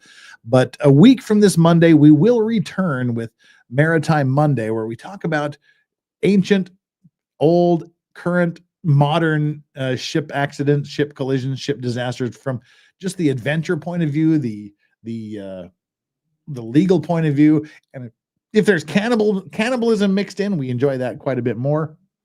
But we're going to start looking at the Ernest Shackleton expedition to Antarctica in 2014, which ended up with him and his 27 crewmen being stranded on the ice in Antarctica for nearly 18 months. And while we're doing that, we're going to be building a Lego version of Ernest Shackleton's ship. So that's coming up a week from Monday. Stay tuned. We're going to have a whole bunch of fun. Right. So I'm going to go peace out here. I'm going to get some sleep so I can wake up early and jump on the train to go to Seoul, Korea, and do nothing. And then on Sunday afternoon, I will take the train to Busan. Insert zombie jokes here because everybody does it. Every time I say I'm on the train going from Seoul to Busan. So, all right. Digger 420 and chat. What's up, Diggs? Diggs is here. And some of the things you're going to want to stay tuned for on Friday the 20th, Friday PM US time. So it would be the Saturday morning Europe and Asia time. But Friday the 20th, the evening, that will be our annual. It's a very moddy Christmas where we invite all the mods to come on stream, and our mods will, the mods that want to join us and can join us will join us, and they'll hang out here. If they want to turn their camera on, they can. If they want to reveal their faces to you, we'll have a whole bunch of fun. So very moddy Christmas coming up on Friday the 20th. And then from our poll last night, some of you said you don't have anybody to hang out with Christmas. You just need someone for background noise. So we will be doing a Christmas Eve stream, US time, Christmas morning, Europe and Asia time stream. I don't know how long we'll go. We'll probably go for 2 or 3 hours, but we'll hang out for a bit. I've got to do a bunch of cooking for the Christmas dinner at the Cigar Lounge. Got to make some honey baked ham, a couple of cornbread, and some pickles. So I got to do that. Excuse me. Didn't have time to hit the pause button. But we will hang out on Christmas Eve and Christmas morning. So put those on your calendar. Don't miss it. We'll be here. Mods, thank you so much for tonight. Thank you so much for hanging out for an extra hour. I didn't think it would take this long to get through Sarah's batshit crazy letter, but it did. I don't know what else to say. And from Yoda, and there's Strawberry, and these are the emotional support potato pig dogs. They're going to wish you a good, happy evening. So we'll set them free right now. Now, I just want to say to you guys, thank you so much for being here. Thank you so much for being a part of the show, mods. Thank you so much for doing your moddy best and doing all that you do to keep the show here. And chat, you've been super generous tonight. We got us to the 3rd tier achievements. You've gone above and beyond the Call of Duty. Thank you. Not that you had any duty to begin with, but thank you so much for the generosity, the purchased memberships, the gifted memberships, the super chats, and thank you, chat, for just being here and participating, because the Vice Squad chat is the single greatest chat in the entire universe. And before we go, I just wanted to clear off these last few things so I don't miss you.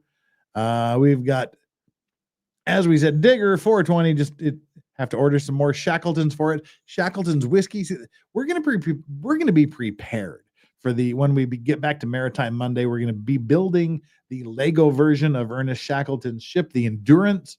While we're doing that, we're going to be listening to an audiobook called South that was written ostensibly by Ernest Shackleton himself, giving a detailed account of his journey. I'm sure it was probably ghostwritten, but it's under his name. And we'll be drinking Shackleton whiskey, and I have a watch from Nomadic Watches in Ireland that commemorates the Shackleton whiskey. The Shackleton adventure that we're going to be talking about. So I'll show you that watch. We'll talk a little bit about it and do some fun stuff with that. So we are going to be full on Shackleton for a while here on Maritime Mondays. Thank you so much, Digger. It is so good to see you. I hope all is well with you. And 200 Watt Studio says Sarah was railroaded, but her cabin was in the baggage car. Yikes. And 200 Watt Studio also said, wow, this letter totally changed my mind. Sarah was railroaded. Of course she was. She is when will you all learn to understand and respect the fact that Sarah is the real victim in this case? Ugh. Boone's toilet hooch. Just say my name. Oh my God. You really need to change back. I actually have no idea who you really are before you were Boone's toilet hooch, but I wish you would change back. Boone's toilet hooch also says she'll get a prison tattoo framing the stab wound. There we are. And so that we're all caught up. We mentioned Phoenix. All right, that's it, everybody. Thank you so much. You all have a great Friday the 13th, and I'm going to go sleep, and we'll be in touch. Stay in touch. Follow me on Twitter, The Illegal Vices. Follow me right here. Hit the subscribe button if you haven't. And I want to see what I trust that you guys have taken care of yourself and rectified. Okay, we're at 84,503. Bless you all. Thank you so much for that. We are now only 15. Only 15,000. 15,000 is a huge number of subscribers. It really is, but it's a lot closer than zero. 15,500 subscribers away from us hitting 100,000 subscribers. And that is just insane. And it's all owed to you people. Thank you so much. And have a great Friday the 13th. I'm going to send you off into the wild now. I will see you again on Monday. Join me Monday for Otter Creek, Levy County federal lawsuits. It's going to get crazy in here. Bye, everybody. Thank you. Love you guys. Enjoy your legal vices. It's Friday, bitches. Bye.